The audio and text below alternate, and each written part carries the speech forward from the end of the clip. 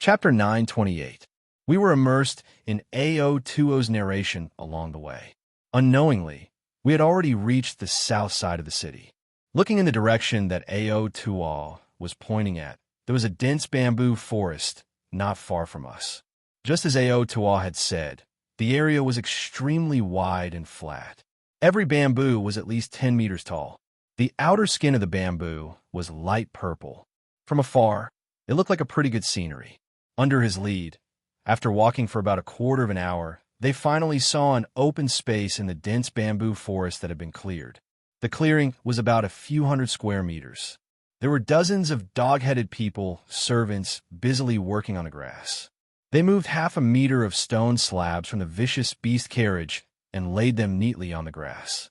Although these dog-headed people slaves were very strong, under the blazing sun, they were still sweating profusely and gasping for breath. Even so, they didn't dare to stop and wipe the sweat off their faces. If they were even a second slower, they would be whipped by the bearmen soldiers who were supervising them. We didn't know what kind of beast skin the whip was made from, but it would split the skin in 2 to 3 strokes. Sweat would drip onto the wounds, causing the dog-headed people to cry out in pain. In the past, Nam had only heard from the village chief that the dog-headed people were servants in Rock City. As for what happened to the servants, he didn't see it with his own eyes. I don't know if Ao2O was purposely trying to disgust us, but the scene in front of us made Nam feel extremely uncomfortable. Luckily, he knew his limits. He clenched his fists and stood at the same spot. After watching for a few seconds, he turned his head away as he couldn't bear to watch anymore. Seeing Nam's expression, Ao2O's face was extremely calm. He said, "Little fellows, if you want to change the fate of your tribe, then work hard. If you are fortunate enough to become a student of Sod Academy and reach the Monster King realm in the future, not only will your village not be removed, but the status of the dog-headed people will also increase. When that time comes, the dog-headed people servants will become history in Rock City." Nam listened to his words and clenched his fists even harder. He had been working hard for this goal all these years and didn't dare to slack off. After Ao2O finished speaking, he didn't pay any more attention to us. Instead, he called the surrounding dozen of bearmen soldiers to rest for a while. Before leaving, Ao2O gave the kobold servants some time to go easy. After the soldiers left, the servants heaved a sigh of relief and sat on the ground, panting heavily. I patted Nam's shoulder and told him that Otto had purposely created an opportunity for us. If he had anything to say, he should hurry up and say it. After hearing my words, Nam was stunned at first, but he instantly understood what I meant. He hastily wiped the tears off his face and walked towards the dispirited kobold servants. Seeing Nam, who was dressed neatly and had no slave marks on his face, everyone raised their heads and looked at him. Their eyes were filled with curiosity.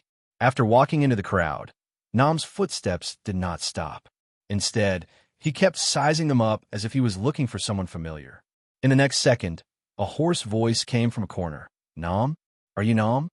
The wind rustled the bamboo leaves, but did not cover up the faint sound. After hearing the voice, Nam was stunned on the spot. After a few seconds, he suddenly turned around and looked in the direction of the voice. The person who spoke was around 30 to 40 years old. However, his skin was tanned and his face was filled with wrinkles. He seemed to be even older than the village chief. When Nam turned around, the person confirmed his identity. He stood up shakily and tears streamed down his face. He shouted, "It really is you, little Nam. Little Nam." The person stumbled towards Nam and grabbed his arm. He kept sizing up Nam's body. His eyes were filled with love. In the blink of an eye, more than 10 years have passed. Little Nam has grown so tall. Nam's eyes were filled with tears, and his cheeks kept trembling. After hearing that, he could no longer suppress his emotions and threw himself into the person's embrace. He cried, "Uncle Chael, I missed you so much." After all, the reunion of loved ones was quite touching. The dog-headed servants did not show any signs of fear when they were whipped. However, when they saw this scene, they started crying as though they had recalled their memories. Uncle Chael was the first to calm down. He slowly pushed Nam away and wiped the tears off his face. Then, he asked the villagers if they were all right. Uncle Chael said their names and Nam nodded. After knowing that the people he knew were all right, he let out a long sigh and fell into silence. A few seconds later, he suddenly lifted his head and asked Nam why he was here. Nam replied while sobbing, "Duoji and I are here to participate in Thad Academy selection." Saying that, Nam looked at me.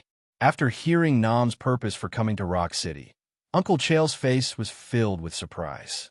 He raised his voice. "You're saying that you're here to participate in the selection?" Seeing Nam nod, he took a few steps back and looked Nam up and down again.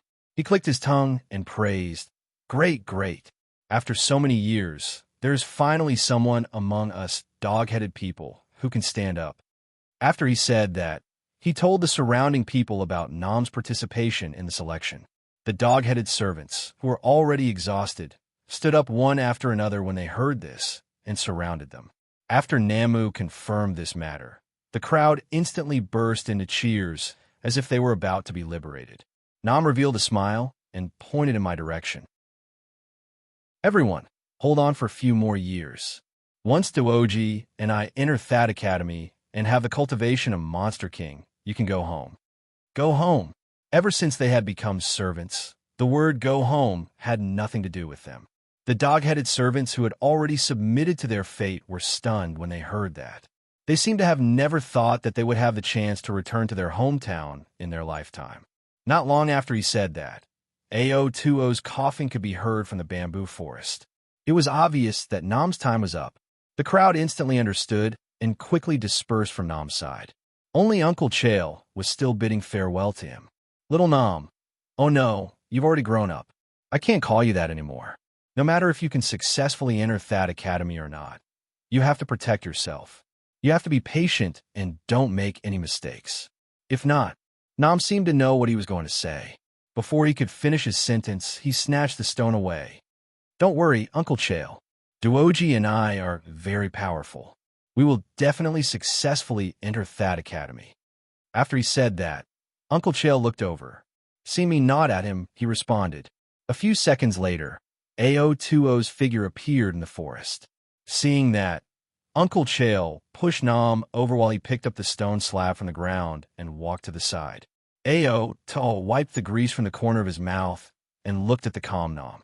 "You two little fellows, when the city lord comes, you can't stay here anymore. It's best that you leave quickly." After he said that, he turned and left. Looking at Ao2O's back, Nam held it in for a long time before he finally thanked him. I wasn't sure if Ao2O heard him, but he pulled me back the way we came. Nam didn't tell me anything about Uncle Chael, and I didn't ask him about it. After we returned to the inn, he went into his room and immersed himself in his cultivation. When night fell, Nam didn't forget about Tana. He woke up from his cultivation and stood guard at the window with me, staring at the side door of the brothel. Our luck was pretty good that night. After a short while, a horse carriage appeared in the alley outside the window. Under the bright moonlight, Nam and I noticed the hunchbacked half-beast man driving the carriage at the same time. It was the rat tribesman that we had fought with a few days ago. Nam wanted to jump off the bed in a hurry, but I extended my hand to hold him back and asked him to calm down. Last time, it was because we were too anxious that the rat tribesman managed to escape. If we were to make the same mistake again, I'm afraid that the rat tribesman wouldn't give us another chance to save Tana. At that moment, the rat tribesman had just entered the alley and was still quite a distance away from us. I observed for a while to confirm his current position and that he wouldn't easily discover us. Then I called Nam and quietly climbed out of the window. We slid along the wall into the alley and hid in the shadows on both sides of the road. At that moment, the rat tribesman was leisurely walking in our direction. He was still wearing the tattered clothes from a few days ago. He was humming a song that I couldn't understand. He was holding onto the mane of a ferocious beast. Behind the ferocious beast was a handcart with a dozen women lying on it. I used my spiritual sense to investigate and confirm that Tana was among them. When the rat tribesman walked to the corner where Nam and I were hiding, I waved at Nam and simultaneously moved, sandwiching the rat tribesman in the middle. Suddenly, someone jumped out, scaring the rat tribesman into shrinking his neck and retreating a few meters. Seeing that the person who came was Nam, he calmed down. He tidied up his clothes and said coldly, "Why is it you again, dog-headed man? I let you go that day, but you still dare to come to die today." Nam didn't reply. Instead, he snorted and charged towards the rat tribesman with his monstrous aura. The rat tribesman wasn't afraid and let out a strange cry. We were already prepared, so we naturally wouldn't fall for his trick. Seeing that his attack was ineffective, the rat tribesman's face instantly darkened. He planned to use a bewitching technique, but it was easily countered by Nam. After 2 consecutive attacks that were ineffective, the rat tribesman started to panic. Seeing this, I knew that he was going to spit out the black venom. Nam had already fainted, so I didn't know that he had such a trick up his sleeve. Thinking about that, I moved my legs agilely and appeared behind the rat tribesman in a blink of an eye. Seeing that he was being attacked from both sides, the rat tribesman wanted to dig a hole to escape. I reacted quickly and struck his neck with my palm, knocking him out. After carefully inspecting him, I called Nam and walked toward the handcart. After I unloaded the handcart from the ferocious beast's body, I signaled for Nam to quickly leave this place. Hearing that, Nam's face was filled with doubt. "You're not coming with me?" I pointed at the rat tribesman and ferocious beast on the ground. Nam instantly understood my intention. He nodded and pulled the handcart towards another alleyway. After Nam's figure disappeared from the alleyway, I slowly walked towards the rat tribesman and struck the top of his head with my palm. This rat tribesman was ruthless and had many tricks up his sleeves. Leaving him alive would only attract trouble in the future. Getting rid of him would solve all problems once and for all. Chapter 9:29. In Rock City, Lord Kratos' brothel was the largest and most luxurious. It was frequented by nobles, and the guards weren't bad either. As I hurriedly left, I sensed that the person chasing after me was at least at the Monster King realm. Thus, I quickened my pace. Fortunately, I discovered him in time. After exiting the alley, I arrived at the busiest area of Rock City. Even though it was already late at night, there were many pedestrians on the streets. After blending into the crowd, it would be hard for the person chasing after me to lock onto my aura. I heaved a sigh of relief. After intentionally circling the streets twice, I arrived at an alley not far from the inn's main entrance and found Nam. He was currently feeding medicine to the women on the cart. When he saw me return, he was a little distressed as he asked me how he should deal with these women. This was a thorny problem, as these women were kidnapped by the rat tribe members. Most of them weren't from Rock City. I would probably have to spend some money to let them return on their own. There was still a lot of gold coins left in the pouch that I got from the pig-headed man. Spending money was a small matter, but the monster region wasn't peaceful. They might meet with danger on their way back. I couldn't help them even if I wanted to. After hearing what I said, Nam nodded. "That's the only way." After taking the medicine, Tana was the first one to wake up after a quarter of an hour. When she opened her eyes and saw that we were guarding her, she immediately threw herself into Nam's embrace and cried tears of joy. "Nam, I thought I would never see you again." The sudden hug made Nam at a loss as to what to do. After hesitating for a while, he carefully opened his mouth to comfort Tana to calm her down. As for the other women on the cart, they quickly woke up as well. Compared to Tana's excitement, these women had never seen us before, so they were extremely nervous. I asked Nam to give each of them 2 gold coins. After explaining the situation to them, I let them leave on their own. After dealing with these matters, we brought Tana back to the inn and booked another room. We arranged for the exhausted Tana to rest first, while Nam and I returned to our room. After dinner, Nam didn't talk much about Tana and directly started to cultivate. Seeing how hard-working he was, I felt a little gratified. Presumably, after what happened in the purple bamboo forest today, he truly understood the responsibility he had. We had to thank the Bearman Commander Otto for this. Although he looked fierce and his words were harsh, he was actually a warm-hearted person. He didn't look down on the dog-headed people. Instead, he secretly helped us a lot. For the next 2 days, other than Nam bringing Tana out to buy some clothes, we basically stayed in the inn to continue cultivating. Although it's just an academy selection, it's the only way for me to quickly recover my cultivation based on my current situation. I don't dare to be negligent. 2 days later, early in the morning, the announcement of the THAAD Academy was spread all over the city. Students who were applying for the exam emerged from all corners of the city and gathered together, heading towards the purple bamboo forest. Nam, and I followed the crowd and headed there. Because I had previously helped Nam open up many of his meridians, and with the help of the spirit pill fruit, his cultivation had directly entered the middle stage of the demon spirit realm. This had increased Nam's confidence by quite a bit. As for Tana, although she was only at the early stage of the demon spirit realm, she was only 15 years old and already had such a high cultivation. Her talent was evident. As for me, although I didn't open up any new meridians after 3 days of cultivation, the ones that I had already opened up had already recovered. Passing the THAAD Academy's exam wouldn't be a problem. The only difficulty would be to hide my identity. I still didn't know the exact process of the exam, so I couldn't prepare in advance. I could only act according to the situation. When we arrived at the purple bamboo forest, we saw that the stone square that had been empty a few days ago had a high platform. There were 6 or 7 rattan chairs on the platform. Behind the chairs were rows of bearmen soldiers.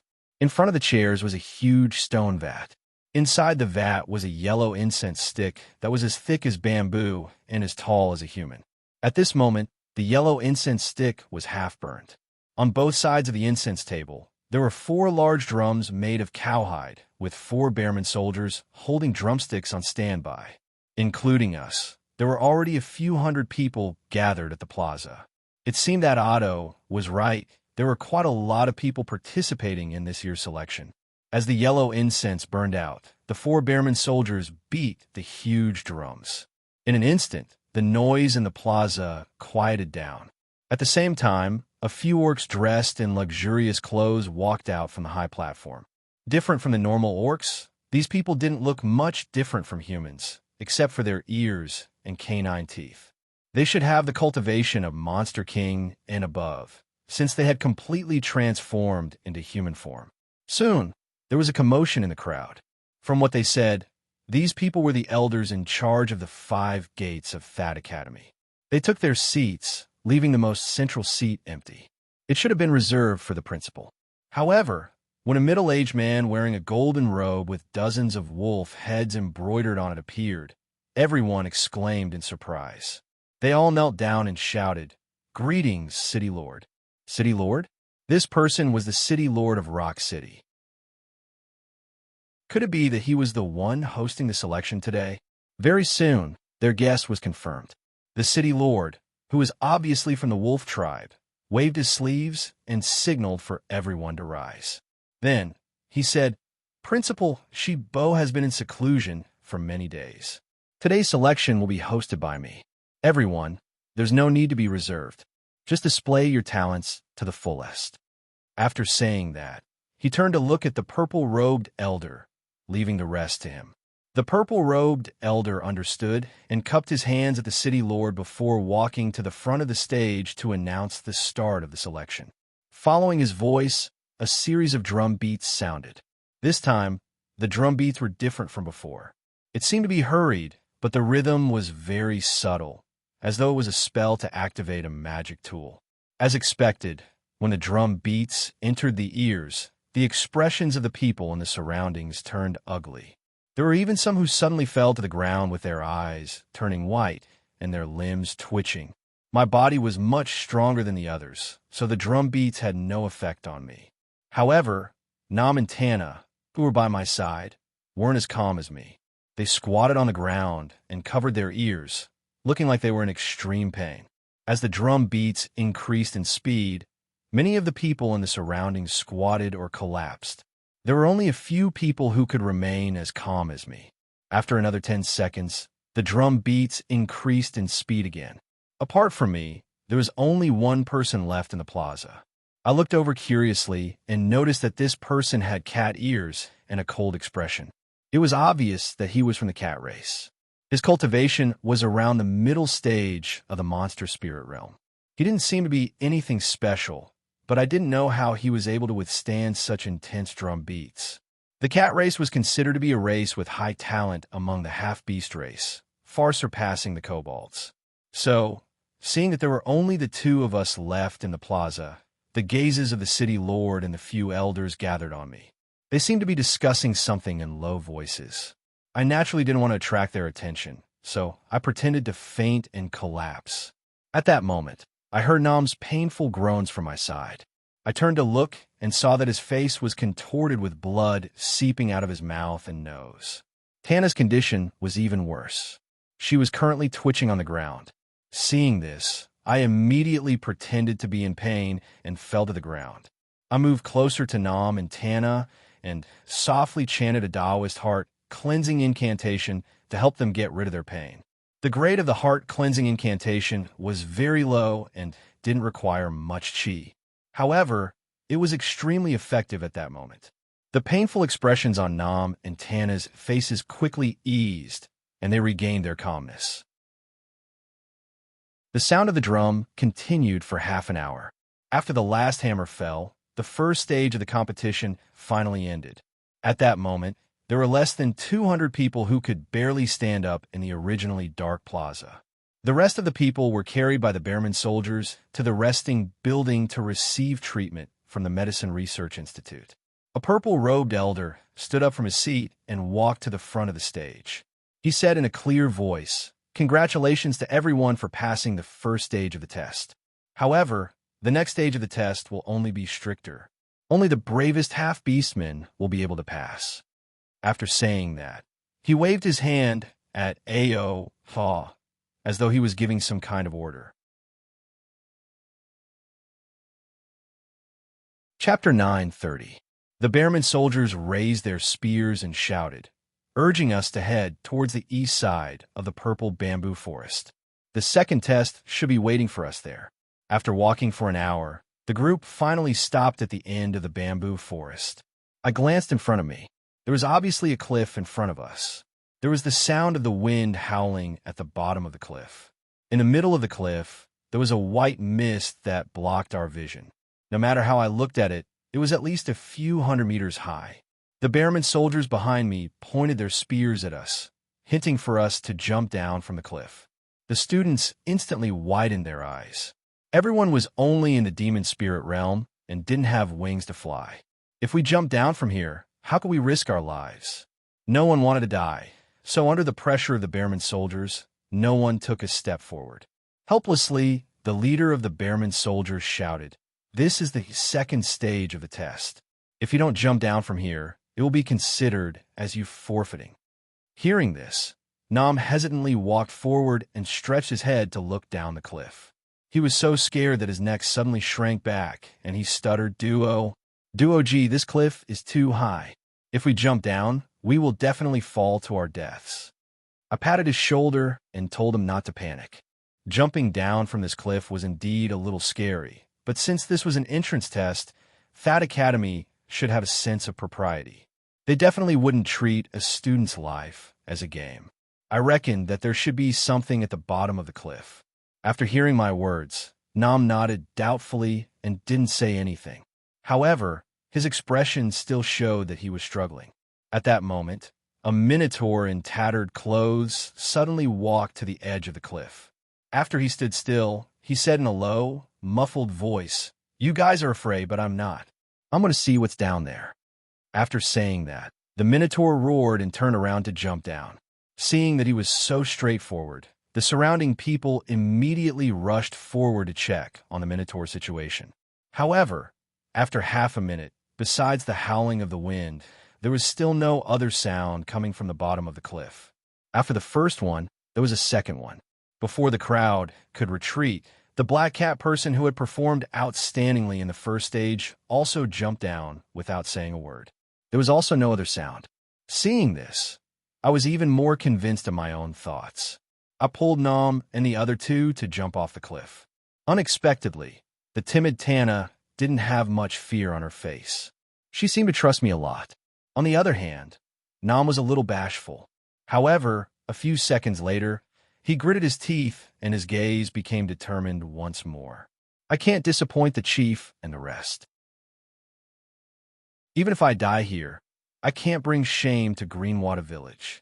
Then he took a step forward and pulled Tana and me down with him.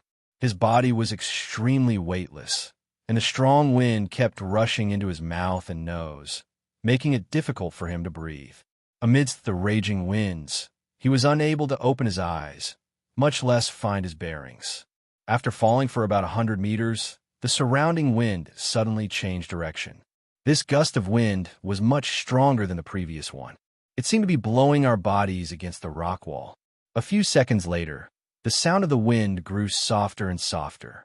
He felt his body lighten as he landed somewhere. There seemed to be something hard pressing against my back. I rubbed my sore nose and sat up to look around. We were lying at the entrance of a cave. Outside the cave was the cliff that we had jumped off earlier. It was a vast expanse of whiteness outside the cave. I couldn't see the situation inside at all. While I was looking, Nam suddenly exclaimed, "Hey, I'm still alive. Duo G, we're really fine." This shout woke Tana up. She was much calmer than Nam. She only checked to see if she was injured. Then she asked me, "Big brother Duo G, what should we do next? Don't tell me we have to keep waiting in this cave." There was no need to wait here. I guessed that the Minotaur and the Black Cat person had also fallen into this cave. Now that I couldn't see their figures, it was obvious that they had left through the cave behind us. The cave was long and narrow. I couldn't see the end, and I didn't know where it led to. I called the two of them and walked inside. Just as I lifted my foot, I heard the sound of something falling behind me. I didn't need to turn around to know that someone had jumped down. The surroundings of the cave were very dry. Other than the scattered soil on the ground, there was nothing else. After walking for half an hour, I couldn't see the entrance of the cave anymore. However, I didn't feel any pressure in the cave. It was obvious that my previous guess was correct. There must be another exit in front of us. After walking for half an hour, a faint light suddenly shone from 100 meters in front of us. After following the light for a while, we finally walked out of the cave. It should be noon. After staying in the dark cave for too long, it was hard for my eyes to adjust to the sudden exposure to the sunlight. After a while, I realized that I was actually standing at the square where we had set off from. The Minotaur and the Black Cat person who had jumped off the cliff earlier were sitting on the ground. Seeing this, I couldn't help but look at the entrance of the cave. I realized that there was still a bamboo forest behind me. There was no cave entrance at all. Illusion? No. The cliff and cave from before were extremely real. No matter how high a person's cultivation was, they wouldn't be able to pass off the illusion as the real thing. The only possibility was that there was something similar to a formation set up here that connected the cave and the square together. Nam's face was filled with shock. He patted his head and asked me, "Duo G, I'm not dreaming, right? Why don't we go one round and come back?" I shook my head and didn't tell Nam what I was thinking. The square was currently very spacious. Any slight sound would be heard by the people on the high platform. Nam's voice startled the Minotaur who was sitting far away. He didn't think that we would return so quickly. He paused and said as he walked, "Hee, interesting. I heard that you kobolds are very timid. I didn't think that you would actually dare to jump down from such a high cliff." The Minotaur was simple and honest. He didn't have many tricks up his sleeves. He was straightforward with his words. What he said was just a casual remark without any hint of sarcasm. Nam scratched his head and squeezed out a smile. I was a little hesitant at the start. Seeing Nam's reply, the Minotaur came closer and patted his chest. "I'm Cedal from Blackstone Village. What are your names?" After introducing us, Dunham and Cedar started chatting with each other. Perhaps it was because they saw that Cedal didn't mind his identity. The more they chatted, the more excited they became, as though they had forgotten the purpose of coming here. The two of them spoke louder and louder. However, the Black Cat person on the side still had a stern expression and wasn't affected at all. While the two of them were chatting, many people had already returned. After a quick count, there were only 150 people left. We were already very close to the 100 spots for Thad Academy. After the time it took for a stick of incense to burn, no one else returned. On the other hand, the Bearman soldiers led the way from the east side of the bamboo forest, leading the people who didn't manage to jump off the cliff. Those people had their heads hung low with a dejected expression. They didn't stop when they passed by us, but instead followed three Bearman soldiers towards the resting area of the students.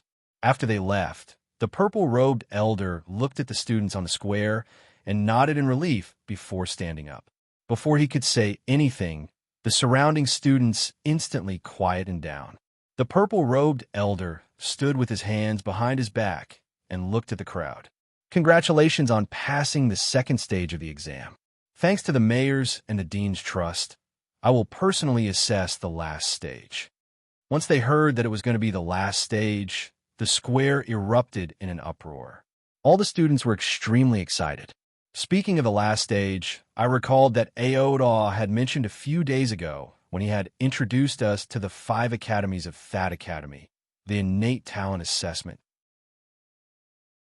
According to him, the innate talent assessment was the last stage of the exam, and it was also the basis for choosing the academies. The innate talent of the bloodline referred to the compatibility between the blood and spiritual energy. In terms of innate talent, no one present could compare to me. However, even though I was the reincarnation of the monster godling, I wasn't sure if the innate talent assessment of the monster race would be effective on me. Even if it was effective, it would put me in a difficult position. I was only here to look for a high-level beast elixir that could heal my injuries. Before I recovered my powers, I had to be extremely cautious in everything I did. If I were to display my shocking innate talent, I might attract the attention of the mayor, who would then try to figure out my identity. If that were to happen, I would be in grave danger among the monster race. The innate talent of the bloodline was something that I was born with. Even though I was a person who had been promoted, I couldn't hide my innate talent. As for how to avoid being discovered, he still needed to ponder over this matter. Just as I was thinking, the purple-robed elder raised his hands and gestured for the crowd to quieten down before continuing his explanation. What he said next confirmed my conjecture. The last stage was indeed an innate talent assessment. However, it wasn't going to be held today, but tomorrow. After listening to the elder's explanation, Nam's expression was slightly gloomy. It was obvious that he was worried about his innate talent. The dog-headed man's innate talent was extremely low. This was a well-known fact among the beastmen. He could sit at the top in other aspects, but he was helpless when it came to innate talent. To the low-class monster race, the innate talent of the bloodline was an insurmountable mountain. No matter how hard they worked, they would eventually fall at the foot of the mountain. This was also the main reason why they were willing to be slaves. However, I couldn't help but laugh when I saw his sorrowful expression. Chapter 9:31. Contrary to Nam's worries, the other half-beast students who had passed the second round cheered. That was because the last round would be held in Sadr Academy. In other words, we would be entering Sadr Academy tomorrow. Even though not everyone would be able to stay, at least we would be one step closer to our goal. After everyone cheered, the purple-robed elder continued, "Rest early today. Commander A.O. Tuol will bring you to Sadr Academy tomorrow morning." After he said that, he left with the other elders. After they left, A.O. Tuol instructed the Bearmen soldiers to split up and bring the students back to their accommodations. He walked towards us with a smile.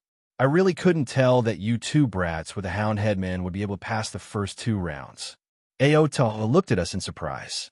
However, after congratulating us, his following words weren't pleasant to hear. "However, the first 2 rounds are the most basic tests. The last round is the real test. With your hound headman's bloodline, I'm afraid that you won't be able to reach Sadr Academy standards." Nam was already worried about this problem. After hearing that, he became even more depressed and lowered his head without saying a word. I smiled at A.O. Tuol and said, "It's hard to say for sure about the bloodline. Who knows, Nam and I might have high innate talents.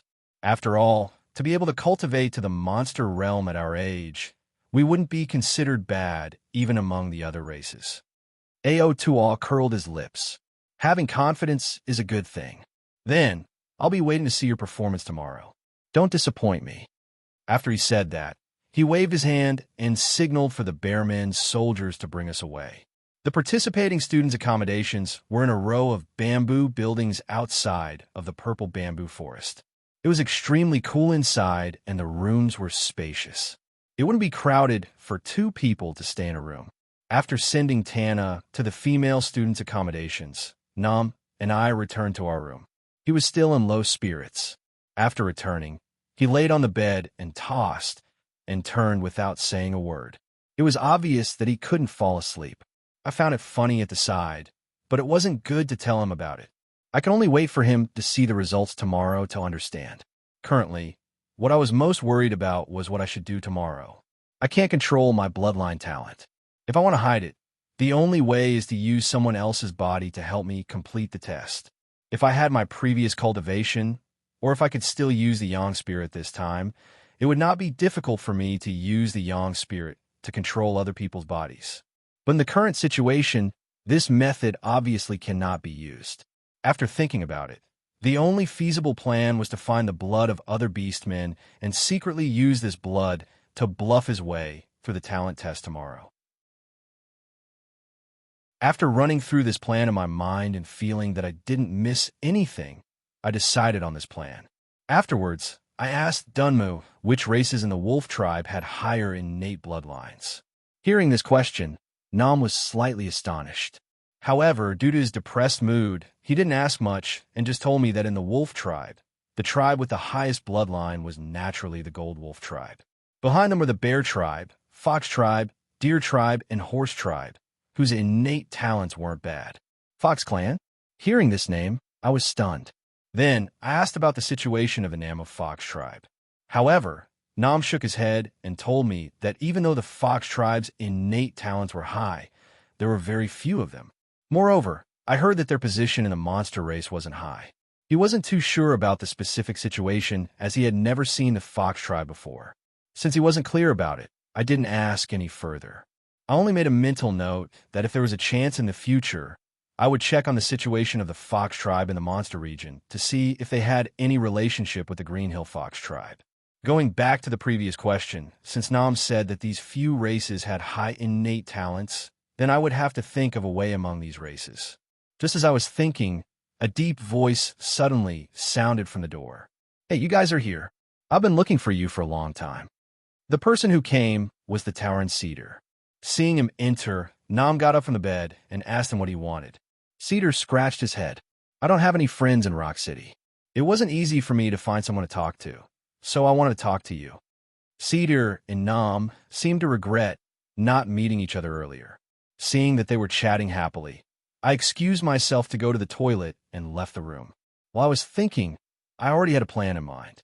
Of the races that Nam had mentioned, I had only seen one from the horse tribe in the inn that I was staying at previously. He was also a student that had come to participate in the examination. In this situation, I could only go and find him. I released my spiritual sense to search the bamboo building. The strange thing was that I didn't sense the aura of the horse tribe member. I found it strange. With the horse tribe's innate talent, it shouldn't be a problem for him to pass the first 2 rounds of the examination. Could it be that something happened to him and he didn't pass? If that was the case, it would be difficult. Since I couldn't use the horse tribe's bloodline, I had no choice but to randomly pick a student with a high cultivation from the other students. However, cultivation and innate talent weren't necessarily proportional. If that was the case, there would be more variables in tomorrow's examination. While I was thinking, I didn't retract my spiritual sense. Suddenly, I detected that there was a faint wailing sound coming from the plaza. I instinctively looked in that direction, and my eyes instantly lit up. There was a person squatting on the plaza. I could faintly tell that it was the horse head that I had seen previously. This really didn't take any effort. I was overjoyed and quickly walked over. Seeing that I had walked over, the horse head immediately stopped crying and turned to leave. I wasn't in a hurry to make a move.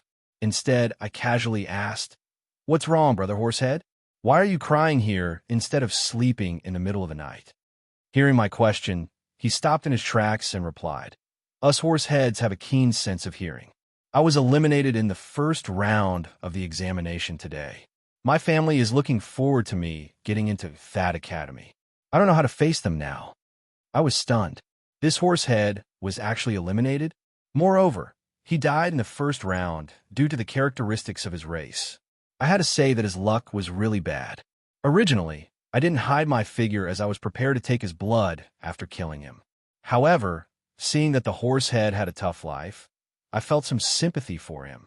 After pondering for a while, I decided to let him live. Thus, I patted his shoulder and advised him to go home earlier. After that, I left the plaza and stealthily made my way back. At this moment, the horse head was still sitting on the plaza in a daze. I sneaked up to him and touched the back of his head. The horse head softly fell to the ground. After observing the surroundings, I used my right hand to chop off his ponytail and took it away. Then, I used my monster energy to seal his blood vessels.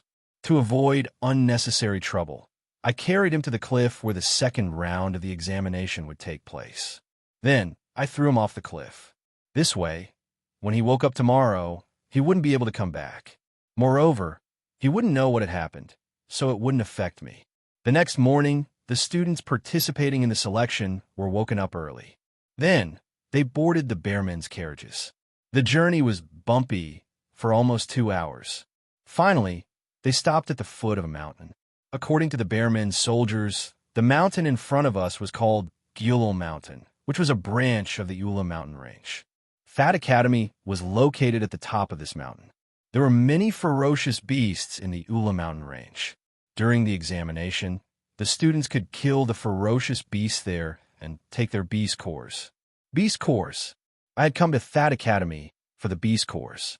After hearing the news, I made a mental note of it. After waiting at the foot of the mountain for a while, a student wearing a blue robe came down to pick us up. We walked all the way up the mountain. The half-beastmen who had come to participate in the selection were very excited. They kept asking questions along the way. However, the official student of Fat Academy wore a cold expression and didn't answer our questions. After walking along the mountain path for another half an hour, a mountain gate made of boulders appeared in front of them. Apparently, they had arrived at Fat Academy. After crossing the mountain gate, we arrived at a large plaza made of stone slabs. There was an imposing platform in front of the plaza. There was a stone table and a few rattan chairs on it. Behind the platform were 4 stone pillars, which were engraved with complicated patterns. 10 meters above the stone pillars, there was a palace-like building. According to the introduction, it was the training hall of the Research Institute. As the crowd exclaimed in surprise, we arrived at the foot of the platform and stood in a neat formation. At that moment, the elders of Fat Academy appeared again. It was the purple-robed elder from yesterday. He walked up to the platform and said loudly to us, "Welcome to Fat Academy. Today is the last round of the examination. After passing, you will become a student of Fat Academy and enter the various academies to study." After he said that, he pointed at the 4 giant stone pillars behind him and told us that they were the tools to test our bloodline talents. He told us to go up and take the test. Just as he finished speaking, the intermediate disciple who had led us and had already walked up to one of the stone pillars on the platform. He made a cut on his palm and pressed his palm on the stone pillar. The stone pillar immediately reacted. A blood-red line started from the disciple's palm and headed towards the top of the stone pillar. When the line was about to touch the top of the stone pillar, he suddenly retracted his hand. With his personal demonstration, we naturally understood the process of the examination. After that, there was no need to say anything more. The participating students went up the platform in order to begin the examination. After a short while, there were 5 to 6 people who had completed the examination. However, they only managed to light up 1 stone pillar. The purple-robed elder looked dissatisfied. It was obvious that 1 stone pillar wasn't enough to pass the selection. After those few people, it was Nam's turn. His expression was extremely nervous. He pulled my arm and asked anxiously, "Duo-G, what should we do? I feel that I can't even light up a single pillar." I smiled and patted his shoulder. "Don't worry, just go up. Emperor Pooh will protect you." Maybe it was because of his trust towards Emperor Pooh. Nam calmed down and walked up the platform. Seeing the appearance of the dog-headed man, the surrounding students all revealed expressions of disdain. Some of them even ridiculed Nam, saying that the dog-headed man was an inferior race and shouldn't be able to activate the stone pillars. These words made Nam even more nervous. After a long while, he finally walked in front of the stone pillar. He made a cut on his hand and pressed it on the stone pillar. In an instant, one of the stone pillars was completely lit up. Immediately after, the red line reached the middle of the second stone pillar. The red line continued to rise until it was a third of the way to the third stone pillar before stopping.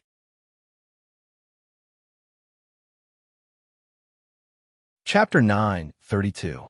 From the previous test, it could be seen that it wasn't common to see someone lighting up two pillars, even in Say's Academy. Moreover, with Nam's identity as a hound-head man, it was reasonable for the surrounding people to be shocked. Actually, the person who was the most shocked was Nam himself. He stood foolishly on the stage as he looked at his palm. It seemed that he couldn't believe that the blood flowing in his body was his own. He walked down in a daze until the elder urged him. When he returned to my side, he seemed to have sobered up.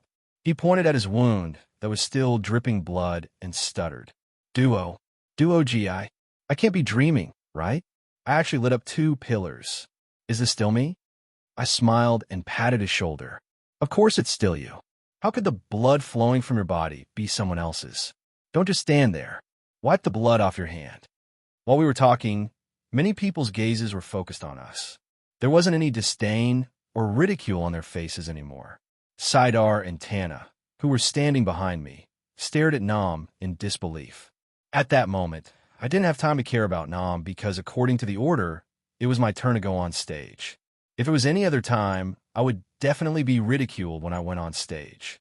However, after Nam's previous performance, the crowd didn't dare to make a sound. Even the elders on the stage looked at me with interest. After reporting my name, I walked to the front of the stone pillar. I had already seen everyone's movements during the test many times, so I naturally knew what to do.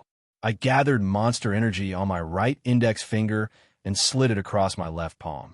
However, what was different from how the others cut their palms was that I didn't cut through their skin. Instead, I took out the Xiang Lu pouch that was hidden in my sleeve and held it in my left hand. The horse-headed man's tail was covered in blood. If I were to reveal the smell of blood, the elders might notice. The Xiang Lu pouch had the effect of isolating one's aura, so it was the best way to conceal it. I carefully controlled the Xiang Lu pouch's ponytail to reveal a tiny bit of hunger. After that, I exerted more strength in my hand and squeezed out some blood onto my palm. After that, I retracted the ponytail and the Xiang Lu pouch slipped into my sleeve. Everything was done in a few seconds. Even though I was in front of everyone, no one noticed my trick. After that, I reached out my hand to touch the stone pillar. As the blood in his palm came into contact with the stone pillar, a red line instantly appeared on the stone pillar. In an instant, it completely lit up the first stone pillar and continued to spread to the second stone pillar.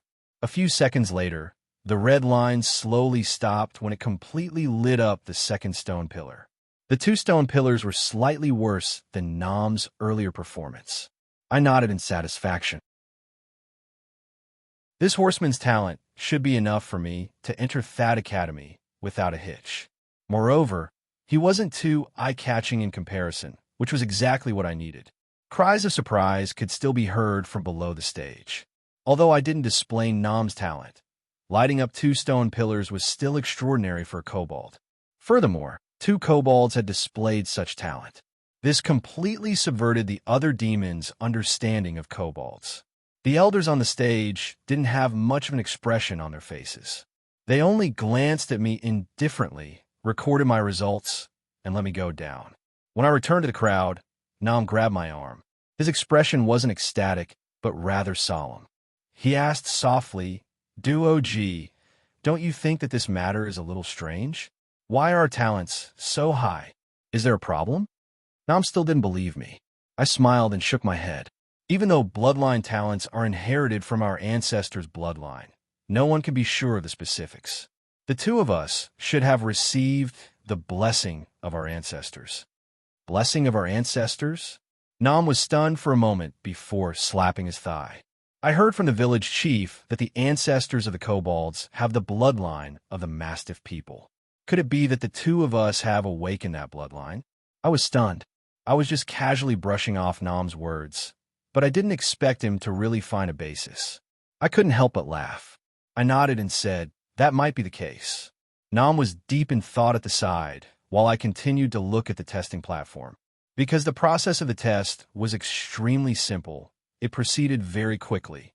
The 150 people on the plaza only took around 2 hours to complete the test.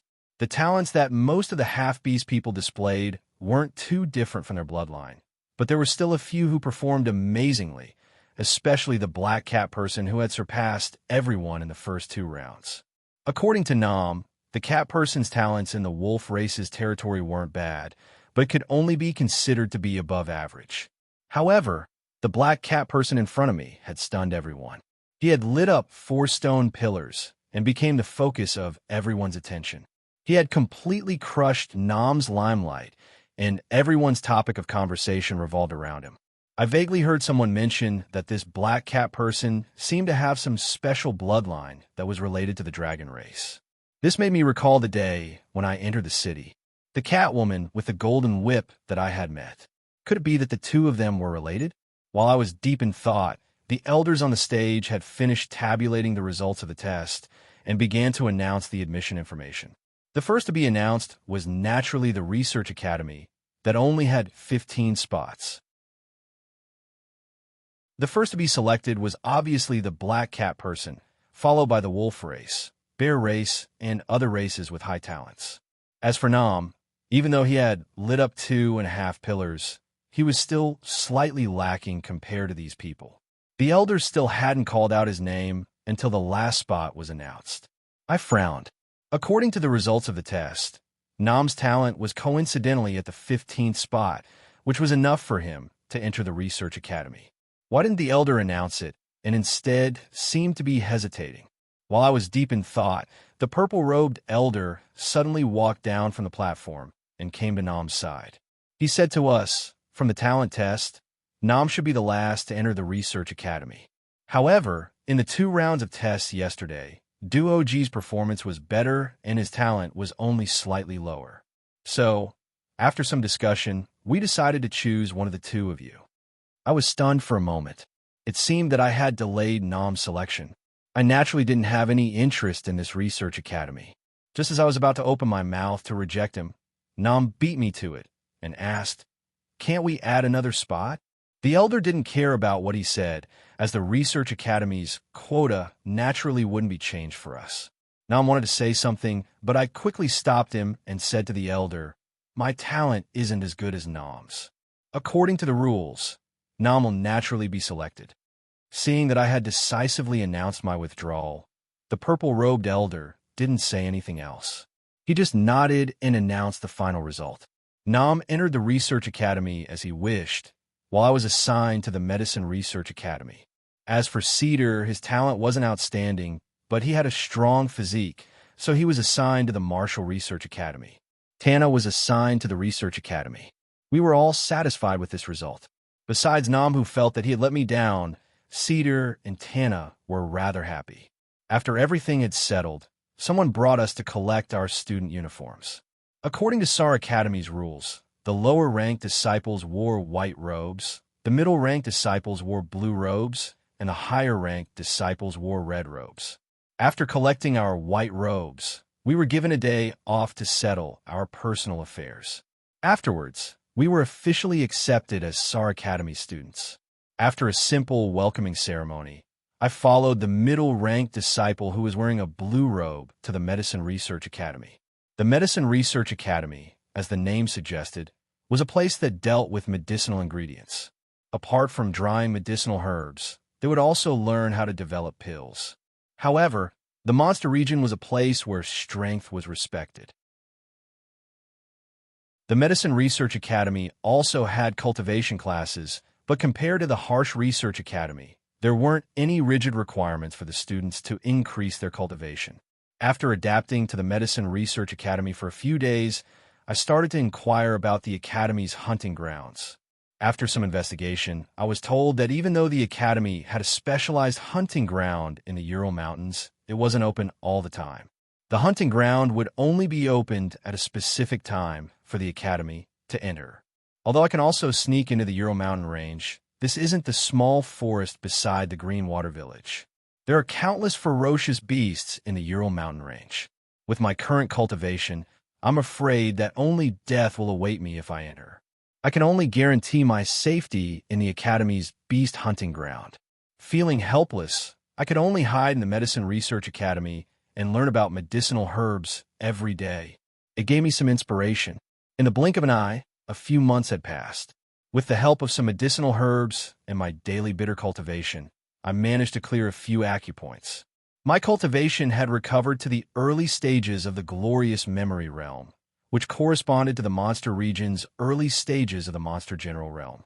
In SAR Academy, this speed was extremely shocking. However, to me, it wasn't much different from not having any improvement. I felt rather helpless, as I didn't have the power of the high-rank beast pill, and my own monster power was insufficient. The speed at which I cleared my acupoints was really too slow. One morning after a few months, the people from the Medicine Research Academy came to collect the medicinal herbs. Nam was among them. After not seeing each other for a few months, he took the opportunity to chat with me. Seeing that my cultivation was still at the intermediate stage of the monster spirit realm, he was slightly pleased and pretended to say to me, "Duo G, I feel that I might really have the Mastiff's bloodline. Look, it's only been a few months, and I've already reached the advanced stage of the monster spirit realm. I can be ranked in the top few amongst the students of the same rank." I didn't want to attract any attention in the academy, so I hid my cultivation at the intermediate stage of the monster spirit realm when I first entered the academy. On the other hand, Nam managed to reach the advanced stage of the monster spirit realm in just a few months. He didn't let down the things that I had done for him. Seeing that I ignored him, Nam didn't continue to boast. Instead, he got closer to me and whispered, "Duo G, I heard from a high-ranked disciple that the hunting ground will be opening soon. Today, the elder instructed us to collect the medicinal herbs in preparation for entering the hunting ground." The hunting ground was about to open? I was elated. The moment that I had been waiting for had finally arrived. Nam was also very happy as he continued to say, "As long as the hunting ground is open, we can go in and hunt for fierce beasts. Even though our powers are still unable to kill fierce beasts with the cultivation of a monster general. If we have the luck from before, we might be able to find a yellow rank beast pill in a low rank fierce beast body. At that time, we will definitely be able to help you recover from your injuries." It was obvious that Nam didn't forget what he had promised me previously. However, with his cultivation, it was indeed impossible for him to hunt for the beast pill. He could only hope that he would be lucky.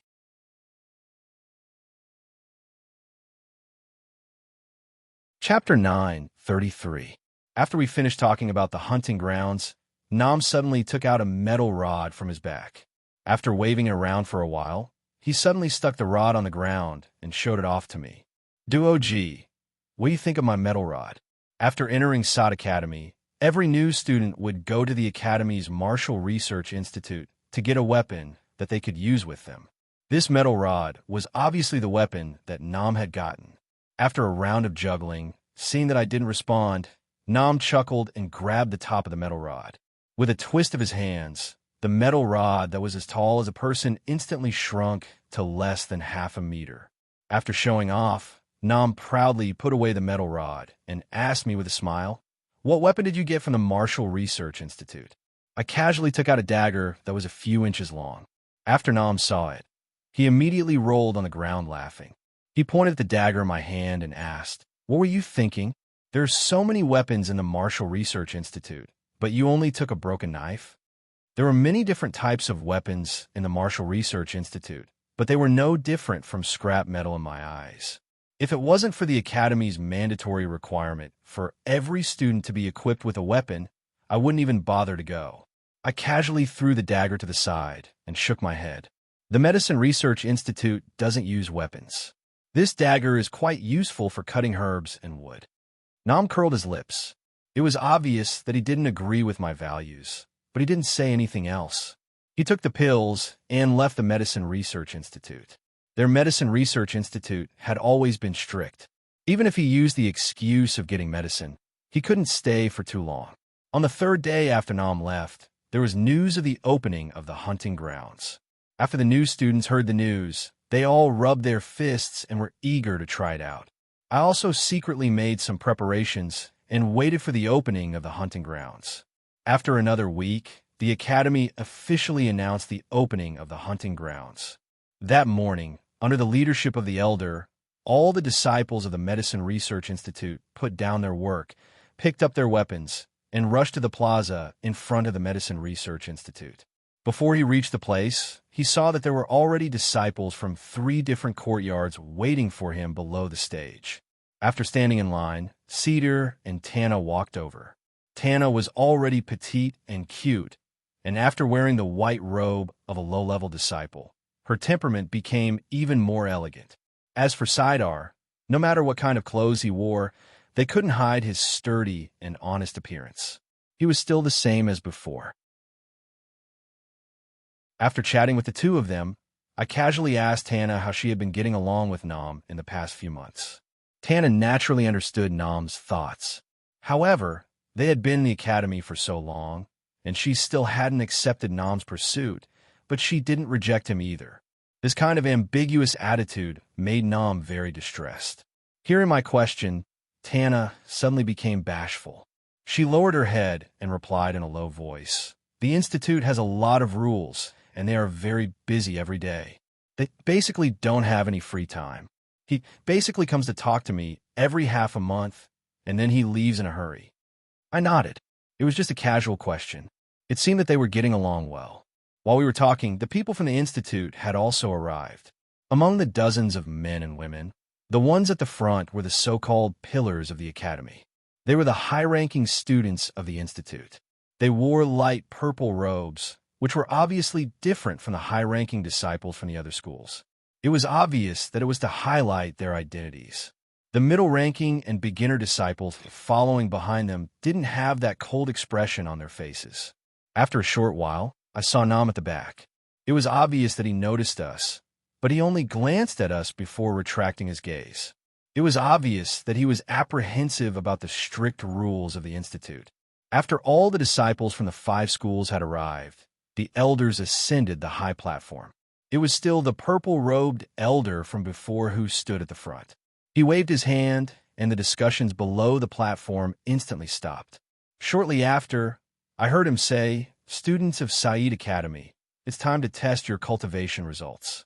Today is the opening day of Said Academy's annual hunting grounds. You can kill any beasts in the forest and take their beast cores." As soon as he said that, the crowd cheered. For the monster race, beast cores were equivalent to gold coins. Hence, it wasn't just me, but the other students were also waiting for the opening of the hunting grounds. The purple-robed elder stopped the crowd again and continued. "The hunting grounds will be split into teams of 4, and there won't be any schools. However, due to the different ranks of the disciples, the trial area will be different. Hence, every team must be of the same rank.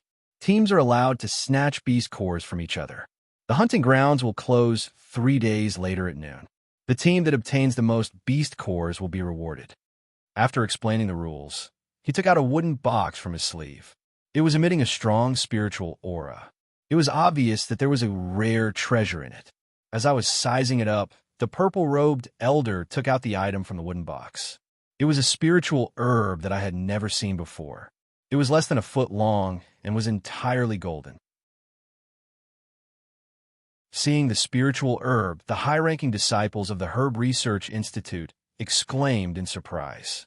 Shortly after, they started discussing in low voices. I faintly heard that the spiritual herb was called the golden moon leaf. It was a rare herb that was rarely seen in hundreds of years. It could help people increase their cultivation base rapidly. It was obvious that it contained an extremely strong power to increase one's cultivation base rapidly. It sounded similar to the effects of a beast core.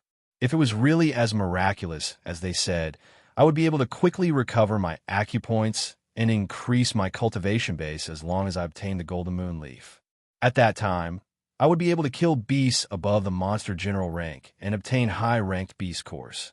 While I was deep in thought, the purple-robed elder's voice sounded again. This time, he explained the effects of the golden moon leaf. It was similar to what the high-ranking disciples had said. There were exclamations from the crowd again. Everyone stared at the golden moon leaf with burning gazes. They all wanted to compete for it. Very quickly, the purple-robed elder announced the start of the hunt. Following that, there was a surge of people. The disciples from the various courtyards were looking for their partners to form a team. I stood still while the people from the Herb Research Institute left one after another. There wasn't a single person who had the intention to form a team with me. I smiled and shook my head. My identity as a dog-headed person was really looked down upon. I lifted my head to look at the Herb Research Institute. As expected, Nam was in the same situation as me. He stood there blankly with no one beside him. He was rather optimistic and quickly walked to my side. Not long after, Cedar and Tana followed behind him. Since it wasn't their first time participating in the hunt, the middle-ranked and high-ranked disciples set off in advance after forming their teams. As for us newcomers, there were a few middle-ranked disciples who brought us to the training area. After walking for about an hour, we finally stopped at the entrance of a dense forest. The senior who brought us in pointed at the dense forest in front of us and said, "From here to the cliff that's 100 miles away, that's your training area." The cultivation of the beasts in the forest is controlled to be below the late stage of the monster spirit rank. After you enter, I'll seal the entrance. The entrance will automatically open 3 days later at noon. According to the Academy's rules, you can't kill each other when fighting over the beast cores. Otherwise, you'll be expelled from the Academy. I'll emphasize that you can't enter the 2 forests on the opposite side of the cliff. That's the training area for the middle-ranked and high-ranked disciples. If you were to enter by mistake, no one will save you. Everyone understood what he meant. After thanking him, we all entered the forest from the entrance. It was just as he said. After we entered the forest, the entrance behind us suddenly disappeared. The forest was at least 100 miles wide. After everyone entered, they immediately scattered in all directions. The forest was incomparably dark. Even during the day, there wasn't a trace of light. It seemed that it was specially set up to allow the beasts to move around during the day. This made all of us raise our spirits. However, after walking for a quarter of an hour, not a single fierce beast appeared in our surroundings. Namu seemed to relax a little and started chatting with me in a low voice. "Duo G, do you really want that golden moon leaf?" I nodded and asked back, "You don't want it?" Nam smiled as he scratched his head. "Of course I want it. That's a spiritual herb that can increase one's cultivation. If I can get it, I might be able to advance to the monster general rank. At that time, I'll be able to change into blue clothing. If I can advance to the intermediate rank in less than a year, Nam, will be famous in Rock City." However, after being happy for a while, he frowned and sighed. "It's a pity that we can't get that spiritual herb.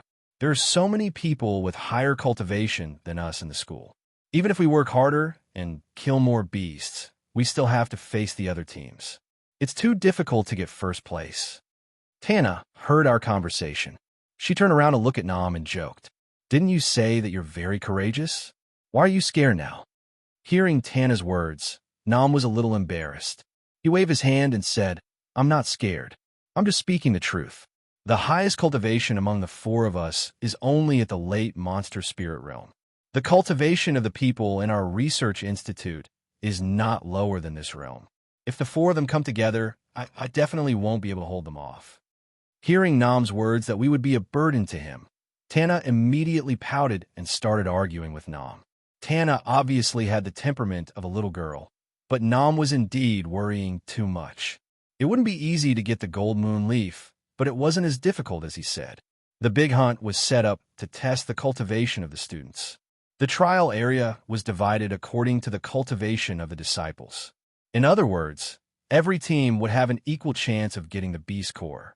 Our strength naturally couldn't compare to the intermediate and advanced disciples. However, the beasts in the trial area were mostly at the monster general rank and above, so it wouldn't be easy to get the beast core. So, our biggest opponents were actually disciples of the same rank.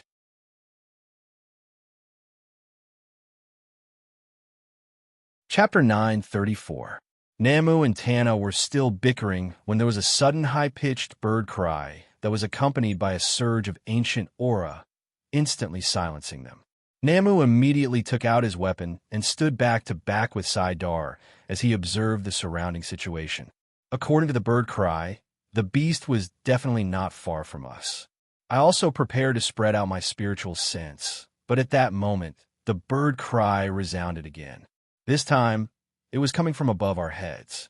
When I raised my head, I saw a pair of scarlet eyes staring at us. The pair of eyes belonged to a large red bird that looked similar to a crane. The top of its head had thin red hair that almost blocked our vision. Its beak was short and small, but it was extremely thick. Its neck was at least 2 meters long and seemed to be unable to straighten it, so it could only remain in a bent state. Its 2 slender legs didn't have any muscles, which looked extremely uncoordinated with its meter-long body. Namu quickly called out the beast's name. Chi-Wu. He looked extremely nervous as he shouted for us to quickly scatter and find some cover to hide. I was a little curious. The so-called Chi-Wu in front of us seemed to only be at the intermediate stage of the monster spirit realm. It shouldn't be difficult to deal with it. So why was Namu so panicked? After I asked, Namu explained, I forgot to tell you that before we set off, the elder told us that there are many beasts in this beast hunting ground that can't be found in the outside world. Even though their cultivation isn't high, their abilities aren't weak. If we aren't careful, we might die in their hands. I have seen this kind of Chi-Wu in the Beast Book of the Academy. Not only is it strong, it can also breathe fire. It's not easy to deal with. As he said that, he gulped and looked at the Chi-Wu vigilantly before continuing. The book said that this Chi-Wu has a portion of the Ho bloodline. That's a Ho. Ho. I frowned. There seemed to be such a name in the classic of mountains and seas. According to the book, the Ho's beak was scarlet and its body was emerald. It could resist fire. Since the Chi-Wu in front of us had the bloodline of the Ho, it must be as extraordinary as Namu said. However, no matter how extraordinary his bloodline is, this Chi-Wu is only at the demon spirit realm, so I naturally wouldn't place him in my eyes. However, I find a matter of the Ural Mountain Range having a descendant of an ancient demon beast a bit interesting. While we were talking, we had already spread out and hid behind a few large rocks. Nam, on the other hand, charged out alone. He clenched his teeth and twisted the half-meter-long rod in his hand, as though he was planning to deal with it alone. Tana saw his actions and quickly called out, Nam, come hide too. Don't force yourself. Nam ignored her dissuasion. He waved the rod that was almost 2 meters long and replied loudly, It's useless. The book said that this Chi-Wu is stubborn. If we don't kill it, it will keep pestering us. Chi-Wu seemed to understand Nam's words. It flapped its wings twice, and its slender legs stepped back and forth on the tree branches, causing the leaves to rustle. Chi-Wu suddenly moved, and Nam became even more nervous. He gripped the long rod tightly and took a defensive stance. Then he howled twice to raise his aura. Perhaps it was Nam's howl that agitated Blaze Crow. He suddenly let out a high-pitched bird's cry, and the long red feathers on his head all stood up. He looked like an angry rooster as he charged straight at Nam. Before it even got close, Chi-Wu spat out a line of fire from its mouth. In the blink of an eye, it arrived in front of Nam. At this moment, the long rod in Nam's hand turned into a barrier, but it didn't have much effect on the flames. When it got close, the flames directly passed through the rod's barrier and were about to burn Nam's body. No wonder Nam said that Chi-Wu was hard to deal with. Not to mention anything else, the flames came from far away and were extremely fast, making it hard to dodge. It was even hard to defend against it. Dog-headed people were born with long hair. Under the high temperature of the flames, it instantly curled up. Nam had already started to retreat, but his speed couldn't be compared to the flames. Seeing this scene, I couldn't sit still and do nothing. With a tap of my foot, I jumped to Nam's side. I waved my hand and sent out a ball of monster energy to stop the flames from spreading. I then pulled Nam and jumped to the side. Nam hastily checked his body with a face full of lingering fear. I looked at Chi Wu, who was still charging towards us, and hesitated. Even though Chi Wu's cultivation wasn't high, he had been flying in the air and had been spitting terrifying flames. In a situation where I didn't have any tools, I would have to reveal my monster general realm cultivation if I wanted to kill him. Nam would definitely see through my disguise, and it would be hard to explain. Just as I was hesitating, I heard a shrill bird cry. I turned to look and saw that Chi Wu, who was charging towards us, had already fallen to the ground. There was an arrow in his neck, and he was twitching on the ground. The feathers on his body were completely soaked in blood. It was obvious that someone had shot an arrow from afar and killed him. I swept my gaze across the distance and saw 4 people walking towards us. The person walking at the front was holding an enormous longbow and had a quiver of arrows on his back. It was obvious that he was the one who had killed Chi Wu. When they came closer, Nam obviously recognized these people. He said to them in a bad mood, "You guys are really quick to start snatching the beast cores." The person smiled and kept the arrow. He whistled and said, "Nam, you should know that this thing is very powerful. As long as you get entangled by it, you dog-headed people won't be able to live until tonight. We happened to pass by, so we helped you deal with it." Just as Nam was about to retort, he waved his hand to stop him. "We're from the same academy, so there's no need to thank me. Just give me the beast pill. As for the corpse, I'll leave it for you to eat for dinner." His words caused the people behind him to burst into laughter. Nam was so angry that his face turned red. However, after clenching his fist for a long time, Nam didn't make a move. It was obvious that these people's cultivation wasn't below Nam's. Facing their mockery, Nam didn't have much room to retaliate. After they left, Nam's face was still filled with anger, but he didn't say anything. He just gathered Chi Wu's corpse and started a fire to roast it for today's meal. For the rest of the day, we walked around the forest. We met more than 10 fierce beasts, but most of them were below the monster rank and didn't have any beast pills in their bodies. When it was close to evening, Nam, who had just gone through a fierce battle, leaned against a tree and sat on the ground. He used some dry grass to wipe the beast pill that he had just taken out. His expression was gloomy and didn't show much joy. Tana noticed his expression and went over to ask, "Tam, what's wrong? You were just lamenting that you couldn't find the beast pill. Why are you unhappy now that you got it?" Nam shook his head and handed the clean beast pill to Tana for safekeeping. Then he rubbed his arm and sighed. "We killed quite a lot of fierce beasts today, but we only got 6 beast pills in total. According to this speed, let's not talk about getting the golden U leaf. I'm afraid our ranking will fall to the bottom." Compared to his dejection, Tana's mentality was very good. She patted his arm and comforted him. "If you can't get it, then you can't get it. There's so many eyes staring at it. It's not like you're the only one who wants it. Us low-level disciples came here to increase our knowledge, so we definitely won't be able to compare to others." Tana's words were very reasonable, but Nam's face was still dejected. He lowered his head and muttered, "But I really want that thing." As he said that, he raised his head to look at me. It was obvious that the reason why he risked his life to kill the fierce beasts and obtain the beast pills was to get the golden U leaf for me. I naturally understood his intentions, but it would be extremely difficult for him to obtain the golden U leaf with his strength. Furthermore, I didn't place my hopes on him. However, I couldn't tell him that, so I patted his shoulder and comforted him. "You don't have to be too anxious. It's only the first day. The situation of the other teams might not be any better than ours." Hearing me say that, Saidar, who had been silent for a while, agreed with me in a low, muffled voice. "That's right, Nam. You don't have to be anxious. We'll just find more monsters tomorrow. It's not the time to be dejected yet." Nam nodded and didn't say anything else, but the dejection on his face still hadn't dissipated. Actually, if it was just to obtain the beast pills, I could have chosen not to team up with Nam and the others. That way, it would be much more convenient for me to move around alone, and I could easily obtain more beast pills. Getting the golden U leaf would be in the bag.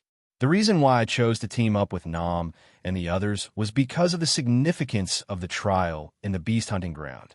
Even though Nam's innate talent had increased, His battle experience was still too little. In this trial, there were dangers everywhere. That was why, in order to ensure his safety, I chose to stay by his side. Under my care, I can do my best to let Nam accumulate battle experience in this trial, so as to lay a firm foundation for his future cultivation.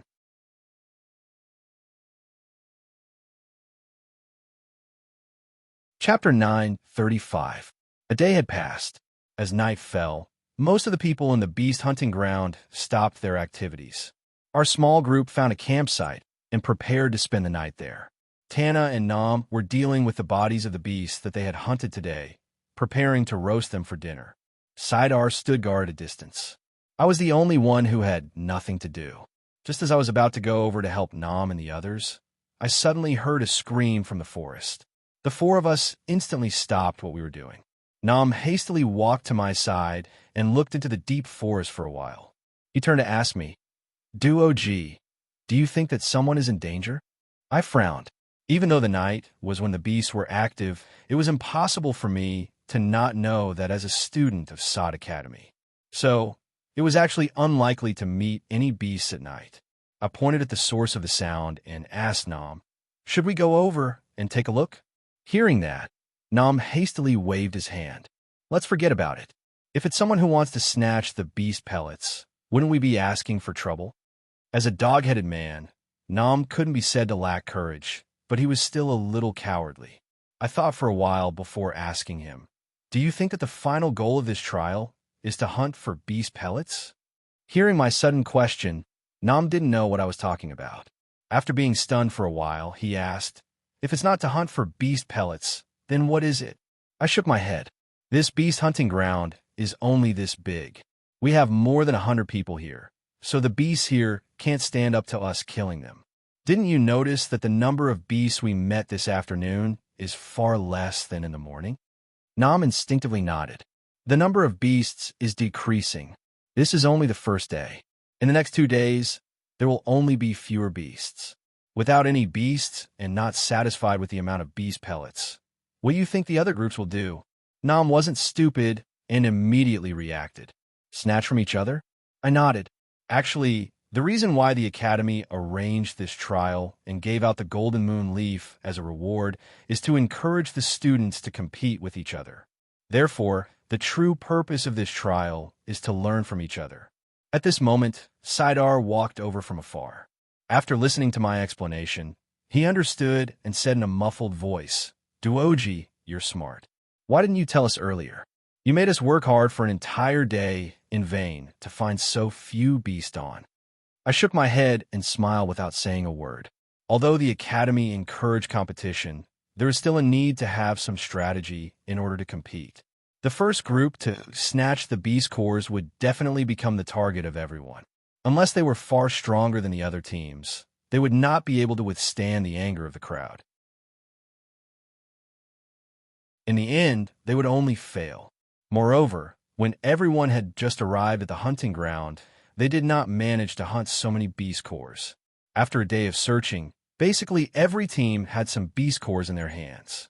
Next, it was time for the competition to gradually begin.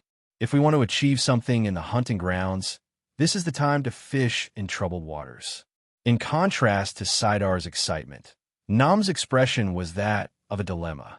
After remaining silent for a long time, he said to me, "Duoji, with our strength, we are not a match for the other teams. From what I see, we should search for more ferocious beasts and avoid being snatched by others. That way, we will have a chance of getting first place." His voice was very soft. It was obvious that he didn't have much confidence in his words. I shook my head and smiled. Nam really wanted to get first place for me, but due to his race's identity and his experiences since young, he chose to be conservative. I naturally couldn't blame Nam. I extended my hand and patted his shoulder. "That's right, we do have a chance this way. Let's not talk about this for now. Let's go to sleep and replenish our energy, so that we will have the strength to hunt ferocious beasts tomorrow." Nam didn't say anything else and went to sleep. Sidar was rather interested in the matter of the robbery, but Nam was the backbone of the team, so he could only listen to his opinion. After they had all fallen asleep, I quietly got up from the ground. The reason why I had said so much to Nam was to see if he had the courage to do so. As for the matter of obtaining the beast core, I would have to do it myself. Of course, it was possible to get first place just by hunting ferocious beasts, but the chances were too low. The chances of robbing were much higher.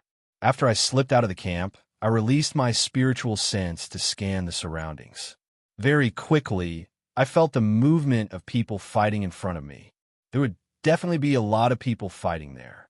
I would walk around and wait for the winner to be decided before snatching the winner's beast core. This way, it would save me energy and time. With that thought in mind, I quickly shuttled through the forest. Very quickly, I arrived at an empty space in the forest. I hid behind it and looked at the empty space. At that moment, there were two groups of people fighting on the empty space. One of the groups had 3 people lying on the ground, groaning. Only one person was left standing. However, the strange thing was that the other group had 4 people surrounding one person, but their faces were full of vigilance, and they didn't dare to make a move. I glanced at their faces. Coincidentally, both groups were familiar faces. The group of 4 that was unharmed was the half-beast with the bow and arrow that had snatched Chi Wu from our hands. On the other side, the only one left standing was the cat person that had performed exceptionally well during the entrance examination. No wonder the 4 of them didn't dare to make a move against one person. Even I couldn't see through the cat person. Moreover, he had displayed such great talent when he entered the academy. It was normal for them to be wary of him. From the looks of the situation, both parties had already fought. Hence, it would definitely be a fight to the death. The temporary peace wouldn't affect the rest of the process. The truth was as I had expected. After both parties stood in confrontation for a few minutes, the Black Cat Man still had a cold expression and didn't say a word. On the other hand, the 4 people on the other side couldn't withstand the pressure anymore and shouted, "Don't push your luck. We've already agreed not to snatch your beast core. You're only one person now. Why do you have to snatch ours?" Hearing his words, I was stunned. Looking at the situation before me, no one would have thought that it was the Black Cat Man who wanted to snatch the 4 of them. The Black Cat Man glanced coldly at the other party and said coldly, "When you try to snatch it, you should be prepared to be robbed." I understood. This group of people must have snatched the Black Cat Man's team first. The Black Cat Man only attacked after his teammates were injured. He suppressed the other party in one move and turned the tables around to snatch their beast cores. Seeing that there was no room for negotiation, the archer wasn't a pushover either. He raised his hand and shot an arrow at the Black Cat Man. I had experienced his archery before, and it was indeed quite impressive. However, the Black Cat Man dodged the arrow in a flash and appeared in front of the archer in an instant. He pierced his sword through the archer's arm, and then chopped his neck with his palm. That person's eyes widened, and he fell to the ground, fainting. This series of actions were smooth and swift. It seemed like the Black Cat Man had some skills. After dealing with that person, the Black Cat Man swiftly knocked out the other 3. The weird thing was that he didn't search for the beast cores. Instead, he suddenly turned around and looked towards where I was hiding. He stood there in silence. After a long while, he suddenly said coldly, "You have been watching for so long. You should come out now, right?" He could actually notice me? I was shocked. One had to know that I had monster general cultivation, while the Black Cat Man was only at the late stage of monster spirit. The difference of one realm was like a chasm, so I didn't purposely hide my aura. I didn't expect that the Black Cat Man would be so alert and notice me so quickly. Since I've been discovered, there's no need to hide anymore. I smiled and walked out. "Doghead Man." After seeing me, the Black Cat Man frowned and stared at me. After a while, he asked. He was obviously shocked by my identity, but I had nothing to say to him. I was here to snatch the beast cores, so there was no point in talking. I smiled at him. In the next second, I took the initiative to attack him. Seeing that I attacked, the Black Cat Man's shock disappeared and fighting spirit rose up in his eyes. He looked at me and spat out 2 words.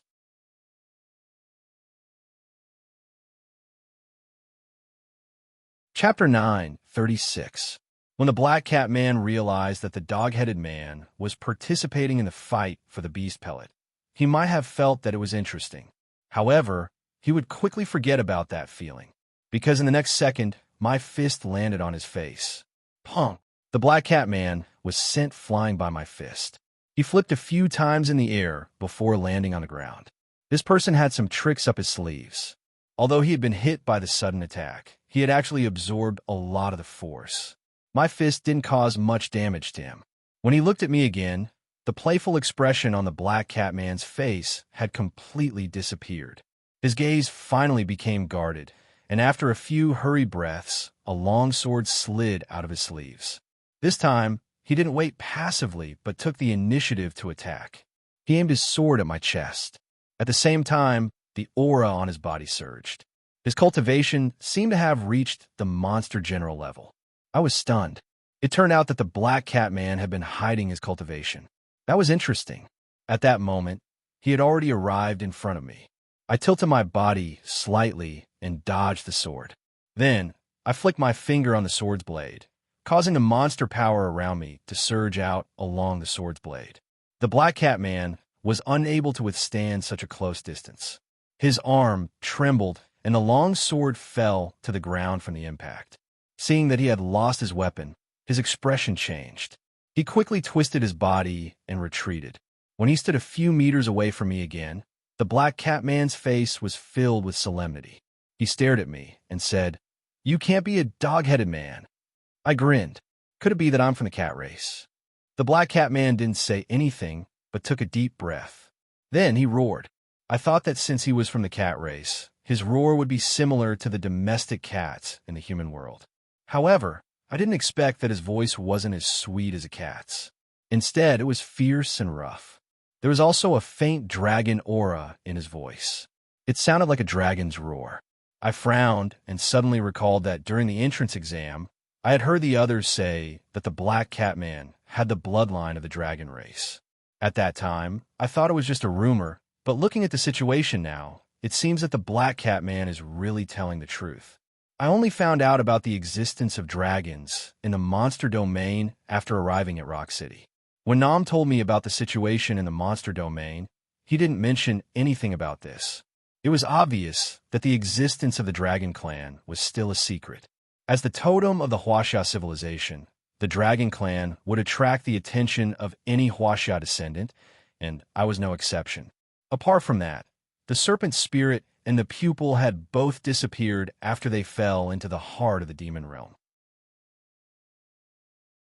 Because the serpent spirit possesses the bloodline of the Dragon Clan, I once wondered if their disappearance was related to the Dragon Clan. After all, the dragon race valued bloodline the most. The serpent spirit possessed the bloodline of the ancient winged dragon. If it was discovered by the dragon race, it was very likely that it would be captured. Previously, I didn't have the chance to find out more about the Dragon Clan. Now that the man with the black cat has appeared, it has given me an opportunity. With that in mind, I seized the opportunity before the black cat man made his move and said, "I can spare your beast pill, but I want to know about the dragon race." After the black cat man heard what I said, his face flushed red. He clenched his teeth and said, "You don't know what's good for you. How dare you ask about the Dragon Clan?" Then he roared again, and his eyes instantly turned crimson red. His originally fair and tender hands turned into dragon claws. In the next second, he closed in on me and clawed at my chest with his dragon claws. While I got closer, I could see clearly that there were only 3 fingers on his dragon claws. Moreover, each finger was extremely short. It was obvious that the Dragon Clan's bloodline was very thin. Even so, I didn't dare to underestimate him. There was a strange power lingering on his dragon claws. Although the goblin power that he emitted wasn't as strong as mine, it was faintly suppressing me, causing the circulation of the goblin power in my body to become extremely sluggish. Perhaps this was the pressure that the Dragon Clan, as the noblest race in the monster domain, exerted on the other bloodlines. If he were to use that move on anyone else in the academy, even if it was a middle-grade disciple, there wouldn't be many who could escape. However, he met me. After reaching the monster general realm, which was also known as Glory of Knowledge, I could already use some spells, such as the 9-star Heavenly Spirit. The suppression of a realm's difference in cultivation wasn't enough to counteract the suppression of the Dragon Clan's bloodline. However, with the support of the 9-star heavenly spirit, the suppression of cultivation was increased by a few folds. I stood still and extended my right hand to break free from the dragon claws. Then, I opened my mouth and grabbed the Black Cat Man's neck. It was obvious that he didn't think that he would lose before he started fighting. After I grabbed his neck, his gaze became dull and the shock on his face was extremely intense. Naturally, I didn't care about how he felt. I continued to ask, "Can you tell me now?" The Black Cat Man came back to his senses. As his neck was grabbed, he swallowed his saliva with much difficulty before replying coldly, "Wishful thinking. Aren't you afraid of the Dragon Clan's revenge?" I shook my head. The Dragon Clan's revenge might be terrifying, but I believe that the Dragon Clan won't take revenge for you. If they valued you, there must be many cultivation techniques in Dragon territory. Why would you come to That Academy to study? My words seemed to have touched his sore spot. The Black Cat Man disregarded his life and struggled madly under my control. I frowned. Of course, I wouldn't give him a chance. I slapped his chest. As he spat out a mouthful of blood, the Black Cat Man finally stopped struggling. The Black Cat Man finally came back to his senses. The anger on his face subsided a lot, but he still looked at me stubbornly. It was obvious that he still didn't want to talk about the Dragon Clan. In the past, I would have killed him and searched his soul in such a situation. However, I still had to stay in That Academy for a while. Moreover, this Black Cat Man was a Dragon Clan member. If he died here, there would be people who would investigate further. After thinking about it, I decided to give up on the investigation for now. After all, there was still time. This Black Cat Man wouldn't leave so easily. I would find another chance to investigate later. When I let go of his neck and turned to leave, the Black Cat Man coughed behind me. "You can't afford to offend the Dragon Clan." I didn't know if he was threatening me or reminding me. I shook my head and took the beast pill from his body. Then, I turned and quickly left the forest. In today's battle, I had exposed my true cultivation. However, I wasn't too worried about it. That Black Cat Man was obviously an arrogant person. He was a loner, so he probably wouldn't tell anyone the truth. After all, losing to a dog-headed man wasn't something to be proud of. Today, I unexpectedly received news about the Dragon Clan and also successfully obtained the beast pill. It could be considered as killing 2 birds with 1 stone. Thus, on the way back, I was in a good mood. However, when I neared the campsite, my cheerful mood gradually disappeared and my gaze became solemn. I couldn't sense Nam and the others' auras near the campsite. Moreover, I tried to sense the Dao Qi imprint that I left on Nam's body, but I couldn't sense it either. There were only 2 situations where the Dao Qi imprint couldn't be sensed. The first was that it had been erased, and the second was that it was too far away. Being in the monster domain, the chances of the Dao Qi imprint being erased weren't high. I could basically confirm that Nam was far away from this place. I frowned. Normally, this beast hunting field wasn't very big. Even if Nam and I were standing on the opposite side, I shouldn't have been unable to sense the Dao Qi imprint. Could it be that he wasn't in the training field? There was still some time before the 3 days of training. The school didn't have any reason to interfere. So where did Nam go? Very quickly, I had a guess in my heart. After looking around, I quickly ran towards the cliff. The intermediate disciple that brought us in had told us that the opposite of the cliff was the training area for the intermediate and advanced disciples. With Nam's cultivation, he definitely wouldn't be able to walk out of the isolation zone set up by the school. The only way to leave this place was through the cliff. However, this place was high and dangerous. The mountain peaks were far apart, and there weren't any cableways or bridges. Nam and the others didn't know how to fly, so how could they pass through?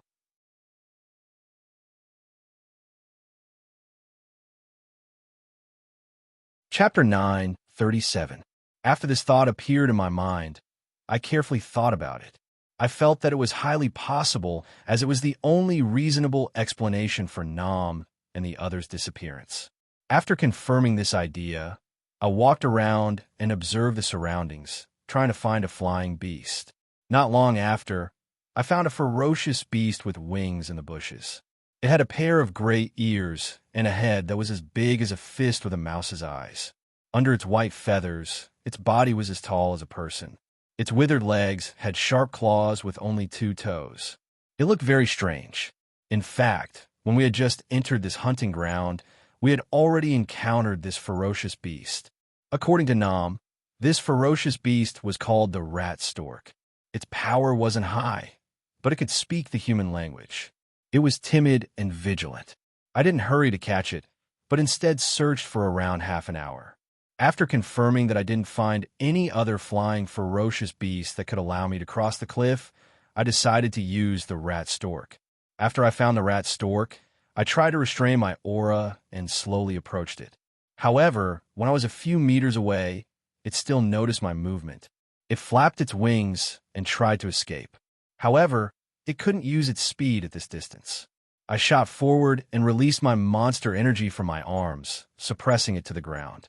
The rat stork constantly flapped its wings in an attempt to break free. However, this ferocious beast only had a late-stage monster spirit cultivation. Under my suppression, it could only resign itself to its fate after struggling for a while. It laid on the ground and whimpered. Since Nam had said that it could speak the human language, I probingly said, "Don't panic. As long as you listen to me, I'll let you go." The rat stork opened its stinky mouth and let out a few unpleasant squeaks from its throat. Then it kept nodding its head. It seemed that this rat stork could really understand the human language. I was delighted and pointed at the opposite cliff, telling it my purpose. After the rat stork heard me, its body shivered and its eyes showed fear. However, under my coercion, it finally lowered its head and agreed. I was anxious as I didn't know what Nam's situation was. I immediately rode on the rat stork's neck and grabbed its mane. The cliff between the 2 training grounds was steep, but it wasn't that far in a straight line. After flying for half an hour, I reached the opposite shore. However, I didn't let the rat stork leave immediately. Instead, I rode on it and continued to fly in the forest. After traveling for another 15 minutes, I finally felt the Tao aura imprint on Nam's body. I then let the rat stork land and jumped off its back. I originally wanted to leave the rat stork behind so that it would be easier for me to bring Nam away after I found him. However, I changed my mind after thinking for a moment. The ferocious beasts here were only at the realm of demon generals. Although I was only at the early stage of demon general, I still had many talismans and many spells that I could use. I didn't have to be afraid of these ferocious beasts with the cultivation of demon generals. I didn't dare to say that I could kill them, but at least I could guarantee the safety of Nam and the others. With that thought, I decided to let the rat stork leave and followed the aura of the Tao aura imprint deeper into the forest. The ancient, savage aura in the hunting grounds was several times denser than before. I didn't dare to be careless and spread my spiritual sense to sense Nam's location while keeping an eye on my surroundings. However, the strange thing was that I hadn't met any ferocious beasts after walking for 2 hours. Could it be that the intermediate disciples had already killed all the ferocious beasts here? I quickly shook my head as this possibility was almost impossible. Apart from the ferocious beasts, I hadn't met a single student from Sod Academy. My spiritual sense didn't even detect any signs of human activity. Even though I didn't understand, I didn't pay much attention to it as the aura of the Tao aura imprint was extremely dense. This meant that Nam and the others weren't far away. I hastened my steps and passed through a patch of grass. I found Nam and Tana's silhouettes in an open space, but Sidar wasn't here. Currently, the 2 of them were lying on the ground with their eyes closed. However, their auras were still normal. It was obvious that they had just fainted. I hurried to check them one by one. After I confirmed that they were all right, I woke them up and asked them what had happened. Nam rubbed his head and his eyes were still in a daze. On the other hand, Tana had already woken up. She answered first. When we were resting, a few ferocious beasts suddenly attacked the campsite. Those ferocious beasts were very powerful and we weren't their match, so we quickly escaped. However, the ferocious beasts chased us relentlessly. In the end, It was Saidar who lured the ferocious beasts away. We had originally planned to meet up at the cliff, but just as Nam and I reached there, a ferocious beast flew over and grabbed us as it flew away from the cliff. During the flight, not long after, we were blown unconscious by the fierce astral winds. We only woke up now. After listening to Tana's explanation, Nam gradually regained his senses. He nodded in confirmation as he asked me, "Duog, where did you go? Did you meet with any danger?" I shook my head and didn't mention anything about myself. Instead, I continued to ask, "What kind of ferocious beast caught you here?" Among the flying ferocious beasts that I found in the surroundings of the hunting ground, only the rat stork had a larger body and was able to do that. Nam nodded and told me that the one that caught them was the rat stork. Even though my previous guess was the same, I felt that it was rather strange after hearing them confirm it. Firstly, the rat stork was extremely timid. Why would it suddenly attack Nam and the rest? Secondly, the rat stork didn't attack them or bring them back to its nest after being caught. It just left them on the grassland. What was its purpose? I couldn't understand it, but since there wasn't any danger, I didn't think too much about it. I just let Nam and Tana regulate their breathing and check their bodies. Afterwards, I brought them to explore the surrounding situation. After all, this was an unfamiliar hunting ground. I didn't dare to sit here in a daze without understanding the surrounding situation. During the exploration process, Nam's expression was extremely dejected. He complained to me that since we came here, we probably wouldn't have the chance to hunt for beast cores anymore. Even if we were lucky and met other intermediate disciples that were participating in the trial, they would successfully bring us away. In the end, we would have no fate with Jinyuya. Hearing Nam's complaints, I smiled, but I didn't think so in my heart. After coming here, it was true that we couldn't hunt for ferocious beasts in the monster realm. However, there were ferocious beasts that were monster generals. As long as we killed them and obtained the yellow rank beast cores, even if the quantity was small, we would be able to easily defeat the low-ranked disciples that only had normal beast cores. Also, since we were able to hunt beast cores that were higher ranks than us, the final results of the intermediate and high-ranked disciples wouldn't be able to compare to ours. Of course, I didn't directly tell Nam and the rest. In the end, I could only rely on myself to hunt for beast cores. As I was thinking about this, I suddenly heard a putong sound behind me. I turned around to see that Tana had fallen to the ground. Her face was pale, and it was obvious that she was exhausted. She struggled to get up, but Nam walked over and held her down. He turned to me and said, "Duog, we've been walking for so long. Let's rest for a while." I didn't see any movements in the forest, so it shouldn't be a problem. He was worried about Tana, so I couldn't say anything else. After thinking for a while, I found a hill nearby and brought the two of them in. We decided to temporarily camp here. Nam brought Tana to sit down on a huge tree root. Tana rolled up her sleeves and revealed a wound on her arm. Only then did I realize that there was a wound that was nearly 10 centimeters long on her arm, and blood was constantly flowing out. Nam looked at it and instantly became anxious. He asked, "Why were you so careless? When did you get hurt?" As he said that, he immediately took out some ointment from his pocket and applied it on Tana's wound. Tana shook her head with a pale face. "I don't know either. I just felt some pain in my arm. I only saw it after I lifted it up. I might have accidentally scratched myself." Nam's face was filled with heartache. After carefully applying the ointment, he comforted her. "You don't have to worry. After applying the ointment and stopping the bleeding, you'll be fine."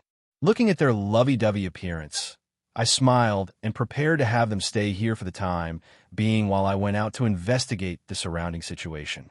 I also wanted to see if I could find a few monster generals to get some yellow-level beast on. As I was thinking about that, there was a rustling sound from the distant forest before I could take any action. The three of us simultaneously turned to look and saw a beast walking towards us. The beast's body resembled a cheetah. It was at least 2 meters long from head to tail. Its entire body was silvery white, and there was a pair of huge ears on its head. In front of the ears, there was a gray eye the size of a fist. Its long tail was curled up from its abdomen to the front of its body. It was playing with the tail in its mouth. The beasts in the monster region were all strange. It wasn't strange for a beast to look like that. However, its body was shrouded in a strong aura. It was at least at the intermediate stage of the monster general realm. This made Nam and Tana's expressions instantly change. Nam was the first to react. His eyes were filled with despair as he stared at the beast. After a while, he spat out 2 words.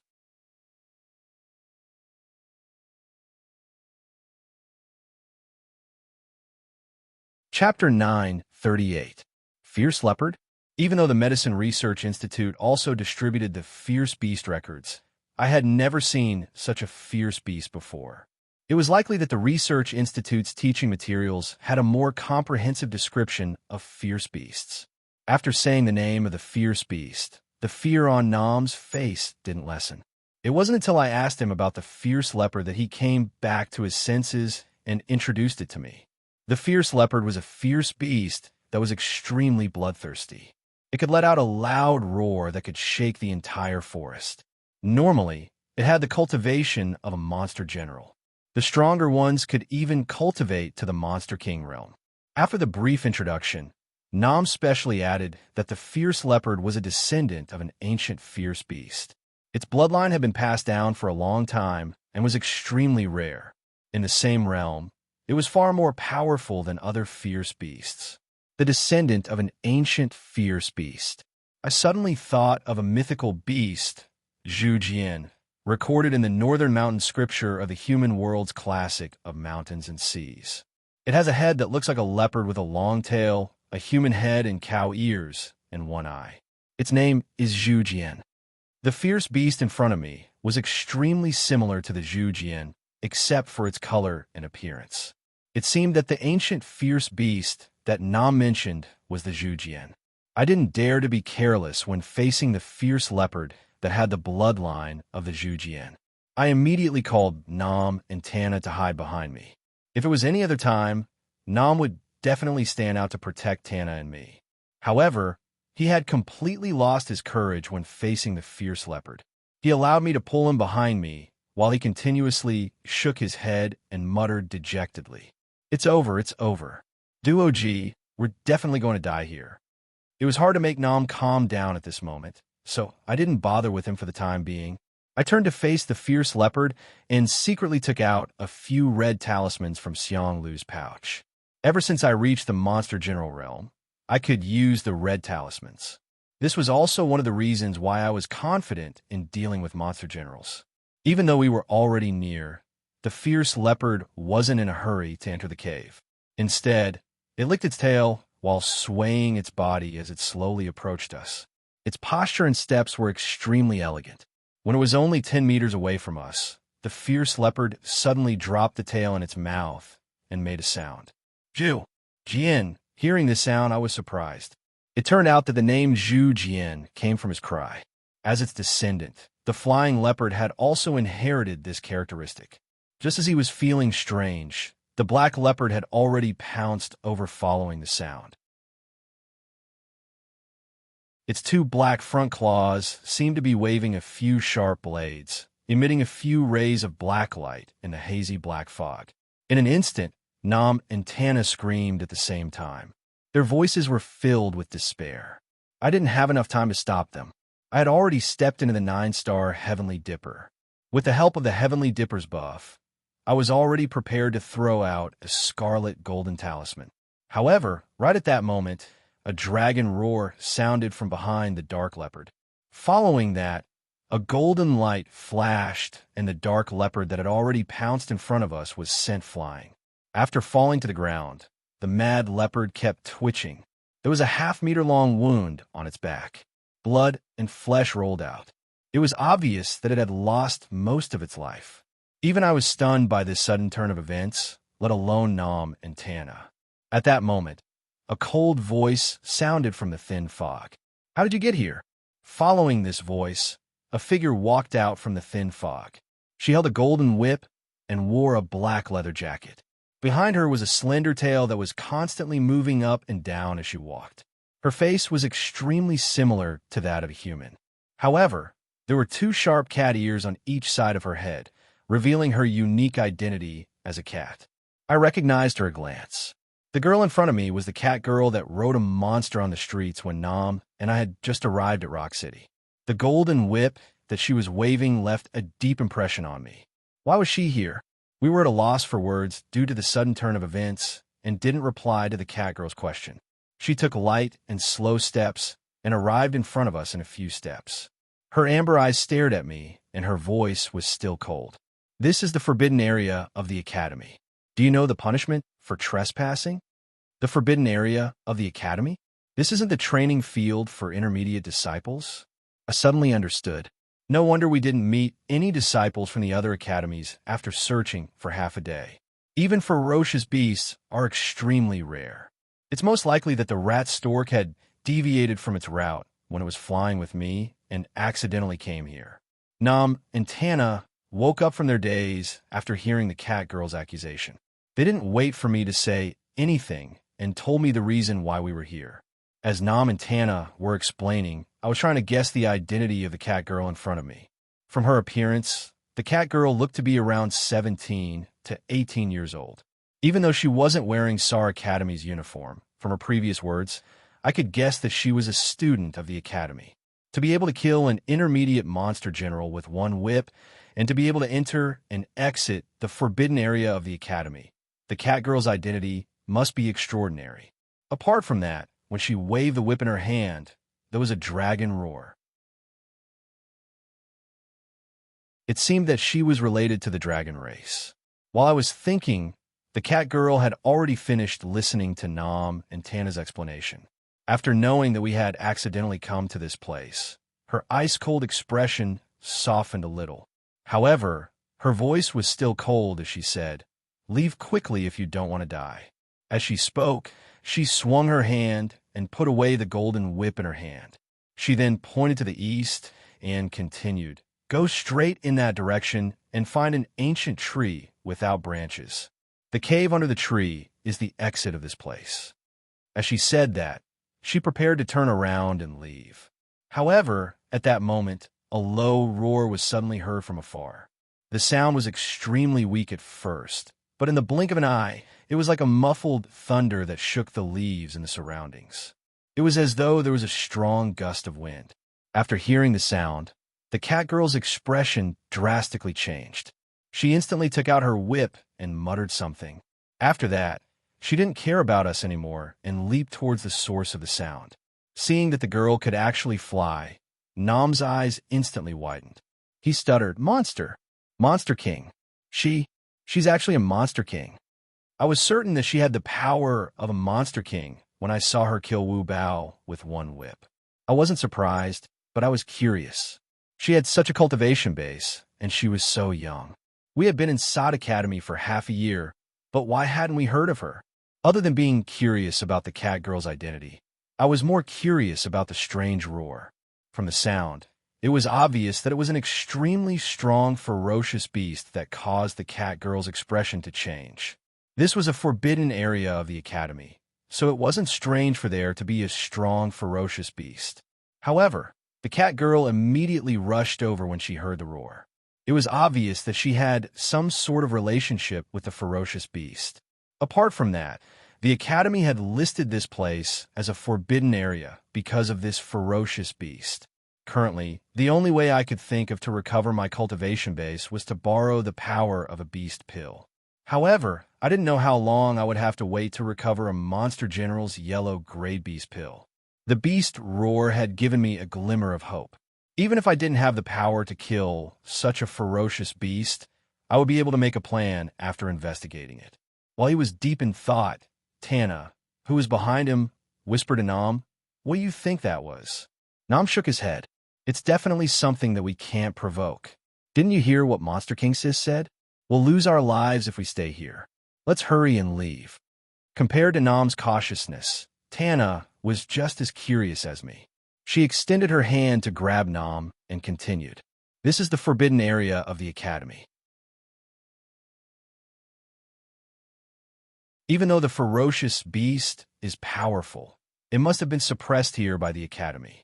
How dangerous could it be?" I think that we should follow it and take a look. Perhaps we can discover some secrets. I had to say that Tana was really bold and careful. I hadn't thought of that. However, after some speculation, I had to admit that what she said made sense. It was obvious that the Academy wouldn't allow a dangerous, ferocious beast to live in the vicinity. They must have already suppressed the ferocious beast. The cat girl must have been arranged to guard this area. Tana was extremely curious, and I was also tempted. Only Nam was left, so his opinion wasn't that important. However, I didn't follow them immediately. Instead, I picked up the corpse of the dark leopard and had Nam dig out the dark leopard's beast core. This dark leopard was at least a middle-stage monster general. This meant that its body would definitely produce a yellow tier beast core. There was even a slight chance of producing a profound tier beast core. In a tense atmosphere, Nam and Tana didn't think of this matter. Now that I reminded them, their faces lit up with joy. They immediately bent down and dug open the dark leopard's body. After digging out a large yellow tier beast core from the dark leopard's body, Nam no longer had the fearful look he had before. He laughed out loud. "Ha, Duo G, this time we'll definitely get first place. This is a yellow tier beast core, and its quality is extremely high. It's almost comparable to a profound tier beast core. When the time comes, we just have to take out this beast core. Even if others hunt a few hundred normal beast cores, they still won't be able to compare to us." He was extremely excited, but I didn't feel much. After all, when I had decided to come here, I'd already made up my mind to hunt for a yellow tier beast core. It was said that gold was mesmerizing. In the monster region, the value of a beast core wasn't inferior to gold. Thus, under the stimulation of a yellow tier beast core, Nam's courage seemed to have grown. After Tana's reminder, he realized that if he followed the cat girl, who was at the Monster King realm, there was a high chance that he would be able to obtain another beast core. Thus, Nam was moved.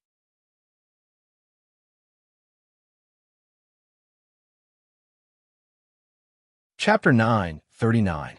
We followed the direction that the cat lady had left in for about half an hour, but we didn't find any trace of her. Instead, we encountered another fierce beast. But this time, the fierce beast didn't pose a threat to us because the moment we saw it, the fierce beast was already lying on the ground motionlessly. Even though we could only see the back of the fierce beast, Nam was certain that it was a golden-eyed wolf beast. In the northern province that was governed by the wolf race's monster emperor, this was one of the most commonly seen fierce beasts. According to the fierce beast records, this golden-eyed wolf beast cultivation would be at least at the advanced stage of monster spirit once it matures. Nam's expression was extremely vigilant. He told Tana and I to stay where we were while he walked forward and approached the golden-eyed wolf beast. After carefully observing it for a moment, he retreated and told us, "This golden-eyed wolf beast is only unconscious and can wake up at any time. Let's take a detour." After hearing what he said, Tana asked doubtfully before I could say anything, "It's currently unconscious. If we kill it secretly, we can still obtain the beast core. Why do we have to take a detour?" Nam was stunned for a moment before he smiled. "Isn't this for safety considerations?" After he said that, he didn't wait for Tana to say anything else and picked up his long rod. Then, he walked back to the golden-eyed wolf beast's side. After making a few gestures, he stabbed the long rod into the golden-eyed wolf beast's eye socket. The fainted fierce beast's limbs twitched a few times before it instantly died. Next, Nam skinned the beast and opened its chest. After a moment, he took out a beast core from the wolf's body. Although it wasn't a yellow-level beast, Nam was still very satisfied. After he returned, he looked at me and sighed. "Duo G, our luck is too good. If this continues, that Genu leaf will definitely be ours." Nam attributed meeting the golden-eyed wolf beast to luck, but I didn't think so. Fierce beasts usually had strong physical bodies. If they didn't encounter some terrifying power, they definitely wouldn't have fainted on the side of the road. Combined with the previous situation, I pondered for a moment and deduced that this golden-eyed wolf beast might have fainted from the previous roar. When the previous roar sounded, we weren't affected at all, but that was because we were far away. Now, we had already traveled in the direction of the roar for an hour.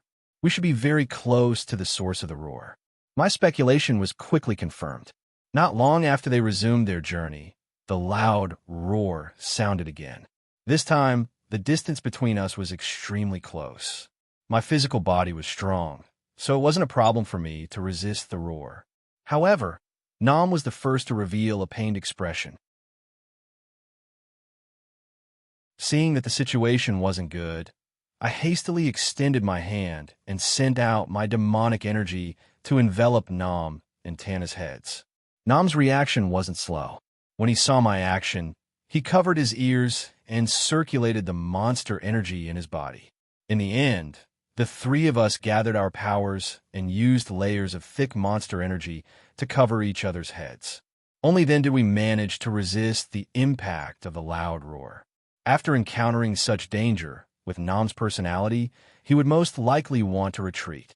However, we soon saw a Fey general-level ferocious beast fall unconscious from the sound wave. After the loud roar disappeared, Nam excitedly carried his long rod to hunt for beast cores. He didn't even mention anything about retreating. After obtaining another yellow-gray beast core, Nam was extremely excited. He immediately walked to the front and led Tana and me forward. After advancing for less than 15 minutes, we arrived at the bottom of a cliff. On the tall cliff, there was a huge cave about 10 meters above the ground. Since there was no path in front of us, and there was such a weird cave, we could confirm that this was the source of the loud roar. We hadn't reached the Monster King level yet, so we couldn't fly. On the bare cliff, there wasn't anything that we could climb on. However, the physique of a half-beast human was extremely strong. It didn't seem to be a problem for us to climb 10 meters above the ground.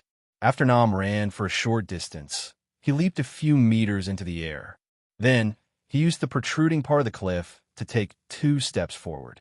His body leaped up again, and he was the first to jump into the cave. Tana followed behind him. Although she looked weak, the rabbit race was known for their jumping ability. She imitated Nam's movements and quickly entered the cave. The entire process seemed to be even easier than Nam's. Since the two of them could easily climb up, I naturally wouldn't be stumped. I also jumped up in 2 to 3 steps. After standing at the entrance of the cave, I looked forward. Due to the lack of light, the inside of the cave was pitch black, making it seem extremely cold and gloomy. Different from the barren cliff outside, the walls of the cave were covered in moss and weeds. I glanced around and even found many spiritual herbs. In the midst of the weeds, I could faintly see dark green smoke drifting around. Using my spiritual sense, I could feel that the smoke contained an extremely dense monster power. Just from this point, I could confirm that this was the source of the loud roar. The surroundings were calm, and we didn't see any abnormal movements. Thus, we gathered our courage and slowly walked into the cave. The cave didn't lead to the end. After walking for a few dozen meters, there was a turn in front of us. Nam walked to the front and was the first to enter the turn.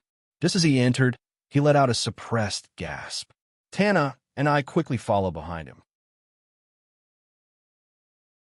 Nam pointed at the huge wolf statues in front of us and said to us in shock, "When I saw these huge wolf statues just now, I thought they were real.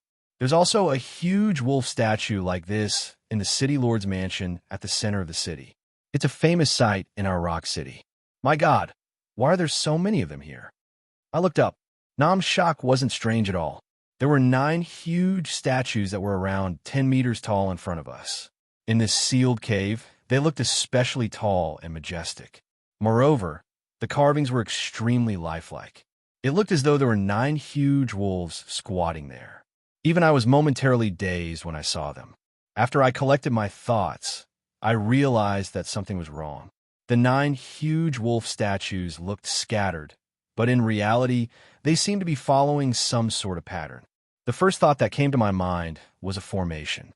If the fatty was here, he would definitely be able to figure out the mystery of this array. Although I don't have the fatty's ability from the series of events, I can guess that this array is most likely used to suppress the fierce beast that let out that loud roar. With that in mind, I relaxed a little. Previously, I was a little worried that if the cat lady wasn't able to suppress the beast, it would bring danger to us. But now, it seemed that with the suppression formation, it would be hard for the beast to escape. Just as I was thinking, another loud roar sounded in front of us. This time, we were in the cave. The loud roar came from the depths of the cave and spread outwards. The sound was so loud that it formed a sound wave that could be seen by the naked eye.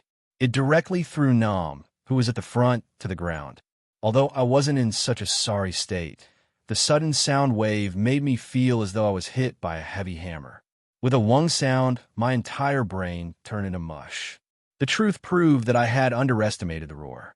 With my current cultivation, even with the help of my strong physical body, it was impossible for me to directly resist the sound wave. I tried my best to gather the monster power in my body, but my brain was already in a state of near unconsciousness. I couldn't control my cultivation like usual. I was extremely anxious. Under the impact of the roar, if I was already in such a state, how could Nam and Tana withstand it? I was still confident that I could survive this injury, but it was hard to say what would happen to the two of them. In my anxiety, I struggled with all my might to check on Nam's situation. However, my vision kept turning black and my consciousness started to blur. In the end, I was completely engulfed in endless darkness. I didn't know how much time had passed before I heard a soft and gentle call. Dorji! Dorji! I opened my eyes in a daze. The dim and blurry scene gradually focused in front of me. Only then did I see clearly that it was Tana who was calling me softly. I quickly recalled what happened earlier and couldn't help but feel suspicious. I wasn't able to withstand the roar, so why did Tana seem to be fine and was able to wake me up? After struggling to get up from the ground, Tana seemed to have noticed my suspicions. She pointed at the long ears on both sides of her cheeks and explained softly, Dorji, we rabbits are born with long ears that can seal our eardrums. I didn't faint from the roar, nor did I receive any injuries. It turned out that the rabbit race had such an innate skill. I didn't think too much about it and anxiously went to check on Nam's situation. Seeing that, Tana continued to explain, don't worry. When the roar sounded, I immediately went to help Nam block his ears. Although he still fainted, he only suffered minor injuries. After hearing Tana's explanation, I let out a long breath and relaxed slightly. Nam and Tana were fine, so there weren't any serious consequences. At this moment, Tana came closer to me and pointed to the front. She whispered, I just saw the Monster King's sister. She seemed to have fainted after being pushed by the sound wave. Should we go and take a look? Monster King's sister? I was stunned for a moment before I reacted. She should be talking about the cat girl. The cat girl also fainted? What happened to the beasts that were suppressed inside? Did they break free? I subconsciously prepared to stand up and check on them, but at that moment, there was a sudden clamor from outside the cave. It seemed to be mixed with human language. Someone's here? I quickly reacted. With such a huge commotion, it was highly possible that the people from the academy were here to check on them. This was the forbidden area of the academy. If we were to be discovered here, it would be hard for us to escape responsibility. Furthermore, my identity was sensitive. If I were to be involved in such a matter, it would be more dangerous for no reason.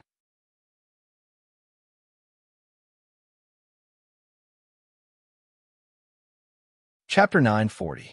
The cave was extremely dark. As we hid in the pit, it was as if we were one with the walls of the cave. Moreover, the cave was filled with the demonic aura of the ferocious beast. Our aura was also perfectly concealed, so it was impossible for us to be discovered. That was indeed the case. Not long after we hid in the pit, a few figures flashed past us and headed towards the depths of the cave. I focused and saw that it was the 5 elders of the academy. When they walked to the front and saw the unconscious cat girl, they stopped. After a brief examination, they carried the cat girl and continued to head deeper into the cave. After their figures disappeared, Tana whispered to me, Duo G, should we head over to take a look? Perhaps we could be of some help. If we do that, we might be able to gain the elders' appreciation. I glanced at Tana. This rabbit girl, who looked weak on the surface, had the guts of a brave bear. At this moment, she was still thinking of gaining the elders' appreciation. It would be great if Nam had the same guts as her. My identity was sensitive. Previously, There was only the cat girl here, so I was confident that I could deal with her. But now that so many elders had come, I wouldn't have the ability to resist if something were to happen. Thus, I didn't have time to consider and directly rejected Tana's suggestion. I brought the unconscious Nam along with me and carefully retreated from the cave. Tana was obviously unwilling, but since I had already made my decision, she didn't say anything else. She dragged her feet behind me, but in the end, she still followed us out. I temporarily couldn't have any ideas about the ferocious beasts in the cave. There was no point in staying here. After exiting the cave, I started to consider my next move. Staying in the forbidden area definitely wouldn't work. Once we were discovered, it would be extremely troublesome. Luckily, the cat girl had told us the way to leave. However, it would be hard to avoid attracting attention if we returned early. After pondering for a while, I decided to hide here and wait for another day. I estimated that the trial would end in 3 days before returning. It was already evening. After we left the cave, we found a call to set up camp. There were very few ferocious beasts in this forbidden area. Coupled with the influence of the roar earlier, there were no signs of ferocious beasts along the way, which saved them a lot of trouble. It wasn't until the middle of the night that Nam finally woke up. He still didn't know what had happened. He looked around in a daze a few times before regaining consciousness. He asked me confusedly, "Duog, where are we?" I told him about what happened earlier. Nam was really an affectionate person. He didn't care about the injuries on his body and instead went to ask if Tana was injured. After knowing that Tana was fine, he remembered to check his own condition, and then he shouted, "Dorji, the demonic power in my body seems to have dissipated a lot, and my ears are bleeding a lot." I waved my hand in annoyance. "You're already very lucky that you're not deaf. Don't make a ruckus, lest you attract ferocious beasts. Come and sit down, I'll help you heal." Only then did Nam cover his mouth and obediently walk over and sit in front of me. The body structure of a half-beast human was exactly the same as a human, so to heal Nam's injuries, I only needed to circulate my demonic power to clear his meridians. It naturally wasn't a problem for me. After clearing his meridians, Nam's injuries were no longer a problem. However, after the healing process, he curiously turned around and asked me, "Duog, what's your current cultivation? Why do I feel that your demonic power is even denser than mine?" This guy wasn't stupid. He could sense my cultivation. Actually, it was hard to hide such a thing, so I thought about it and nodded to admit it. Currently, I'm probably at the late stages of the monster realm. However, if we can obtain the golden U leaf and recover some of my injuries, I should be able to charge into the monster general realm. Nam's eyes instantly widened. "Duog, how can your cultivation be so high? The intensity of training in the Medicine Research Institute isn't high, so how can it be like this?" I chuckled. "Actually, I already have the cultivation of a monster general. Even though I was a servant when I followed my master, he still taught me many techniques. If it wasn't for my severe injuries, I could have charged into the Monster King realm." "Monster King? How can it be?" "Duog, dog-headed man." Nam was completely confused. After mumbling for a long time, he finally reorganized his words and asked, "We are dog-headed men. You're still so young. So how could you have reached the Monster King realm?" I patted Nam's shoulder. "The innate talent of a dog-headed man's bloodline isn't high. But just like what I told you previously, it isn't fixed. Just like you, your innate talent during the entrance test was above average among all the students. The main reason is that I've trained in a very advanced technique, so reaching the Monster King realm isn't difficult. If it wasn't for my injuries, it wouldn't be impossible for me to reach the Monster Saint or Monster God realm." After randomly explaining, I didn't wait for Nam to speak before changing the topic. "Nam, I hope that you won't have to worry about your identity as a dog-headed man in the future. As long as you train hard, you'll be able to walk your own path sooner or later. I've heard you say before that your biggest dream is to become Emperor Prior's bodyguard. But have you ever imagined that you'll become the first dog-headed monster emperor in the history of the monster realm?" Dog-headed monster emperor. Nam looked as though he was struck by lightning and instantly turned into a statue. Even his pupils froze. Not only him, even Tana, who was at the side, covered her mouth in disbelief. The silent atmosphere lasted for a long time until Nam started to pant. Tana also slowly regained her senses and lowered her head in a daze. I didn't know what she was thinking. After a long time, Nam opened his mouth and said to me, "Duo-ji, I feel that it's impossible for me to become a dog-headed man. Monster Emperor, if there's really a dog-headed man that can become a monster emperor, I think it'll be you." Nam said solemnly, but I smiled and shook my head. I'm different. The master that I used to follow should be from the dragon race. He also trained in the dragon race's techniques. Even though it's effective, he doesn't have his own path. Furthermore, he's heavily injured, and I don't know when he'll recover. On the other hand, you're walking on your own path. Believe me, as long as you have a dream, nothing is impossible. In the beginning, I made up a master and pushed all the hard to explain matters onto him, but in reality, it was hard for it to stand up to scrutiny. It wasn't a big problem to deceive Nam, but if someone were to investigate in the future, there might be a flaw. It would be better to use the dragon race as a scapegoat. With the dragon race's position in the monster realm, they would be able to digest any miraculous matter. On the other hand, humans were the descendants of the dragon race.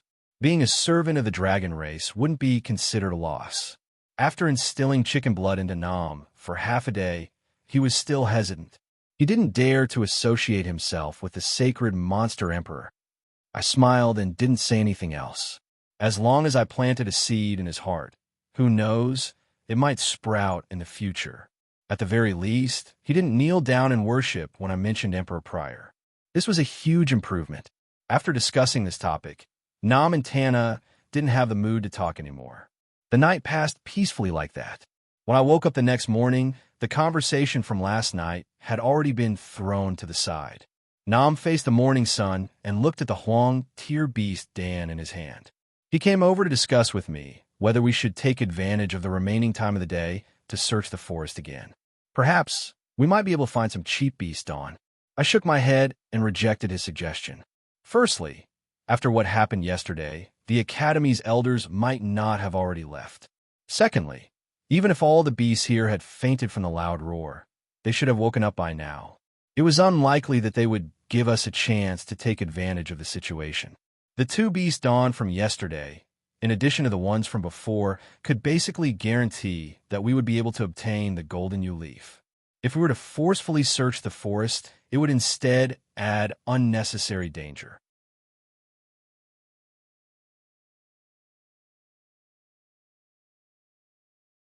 Chapter 9:41. The journey back was extremely smooth. It only took us an hour to find the ancient tree without branches that the cat girl had mentioned. In the middle of the forest, there was a bare ancient tree with a diameter of more than 10 meters. The hole in the tree was extremely obvious. We didn't need to guess too much to confirm that this was the exit that the cat girl had mentioned. It was the time for the hunting trial to end. The people from the other hunting grounds would also leave at this time and return to their respective entrances.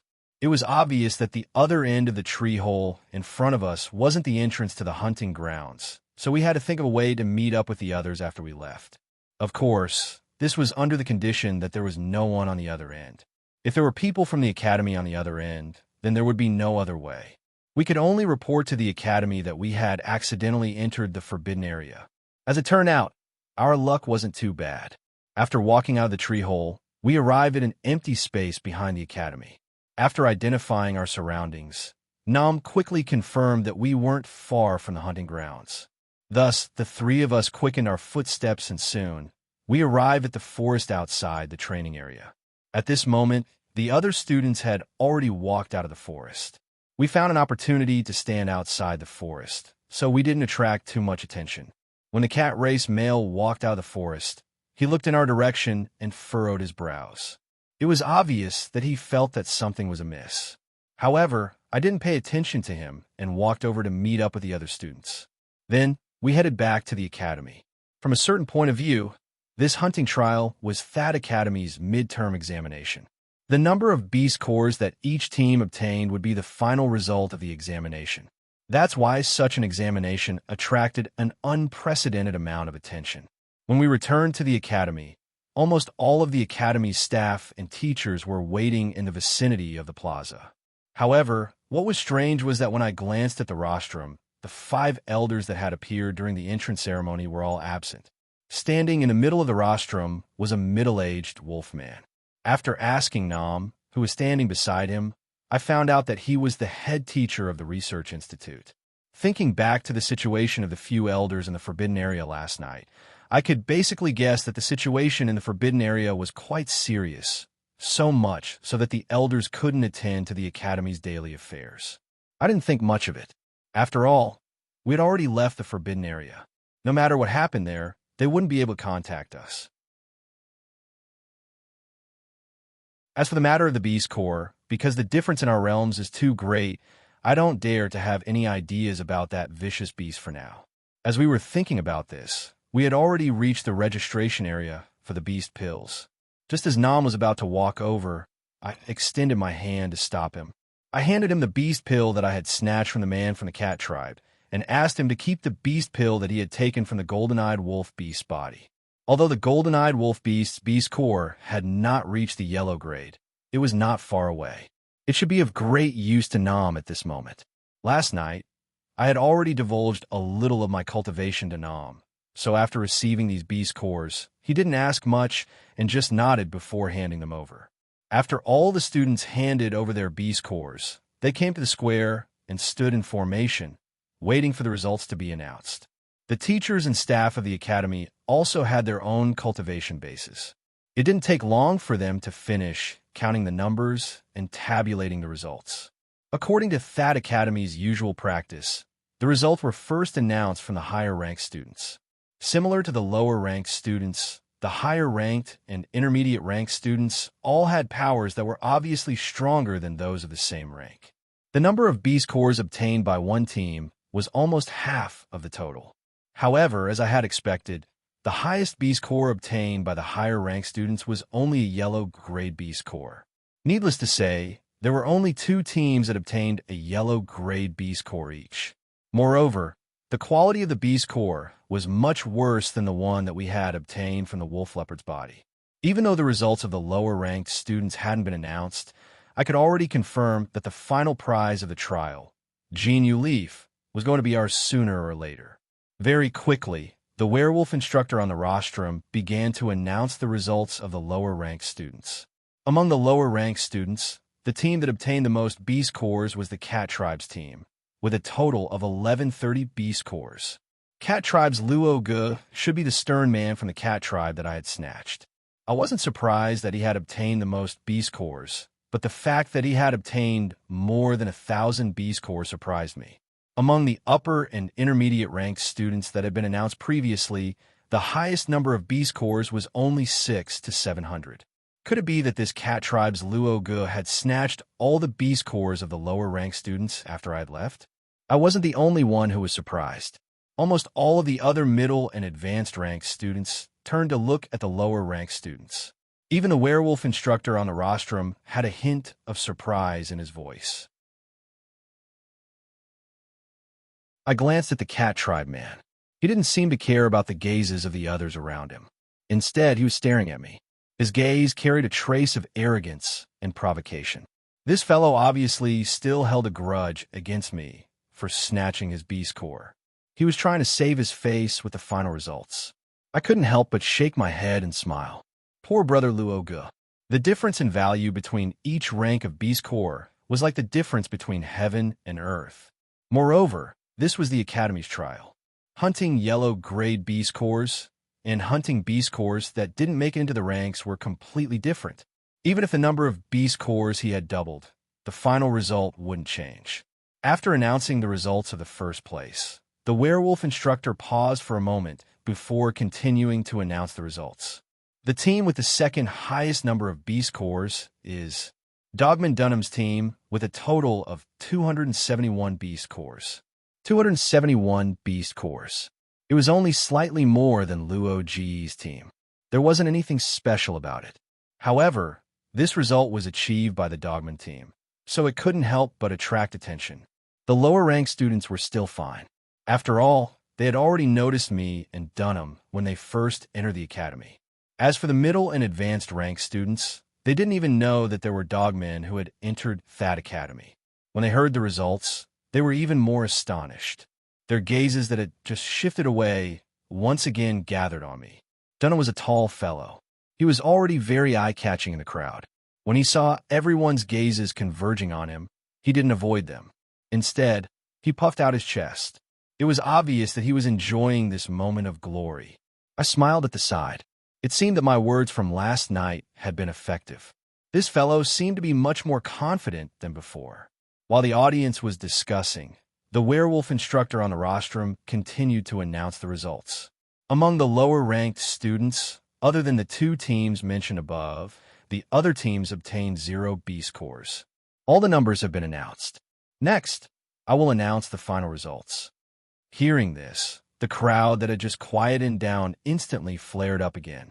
I couldn't help but turn to look at Cat Race Luo Ge. I had just guessed that this fellow had stolen everyone's B scores. I didn't think that he would actually do it. Just like last time, when I turned to look at him, his gaze was also on me. When he saw me turn my head, the provocation in his gaze had already dissipated and was replaced with disdain. It was obvious that he felt that he had used his results to redeem himself from the humiliation of having his beast core stolen by me. While we were exchanging glances, the mid-level and high-level students were looking at Roger with unfriendly gazes. This was because from a number of beast cores they had obtained, it would be difficult for them to compete with Luo Ge. They had basically lost the chance to snatch Jin Yuyi. Luo Ge didn't seem to mind the hostile gazes of the audience. He only shifted his gaze from me to the werewolf instructor on the rostrum, waiting for the final results to be announced. At this moment, the clamor below the rostrum had died down. The werewolf instructor finally announced the final results.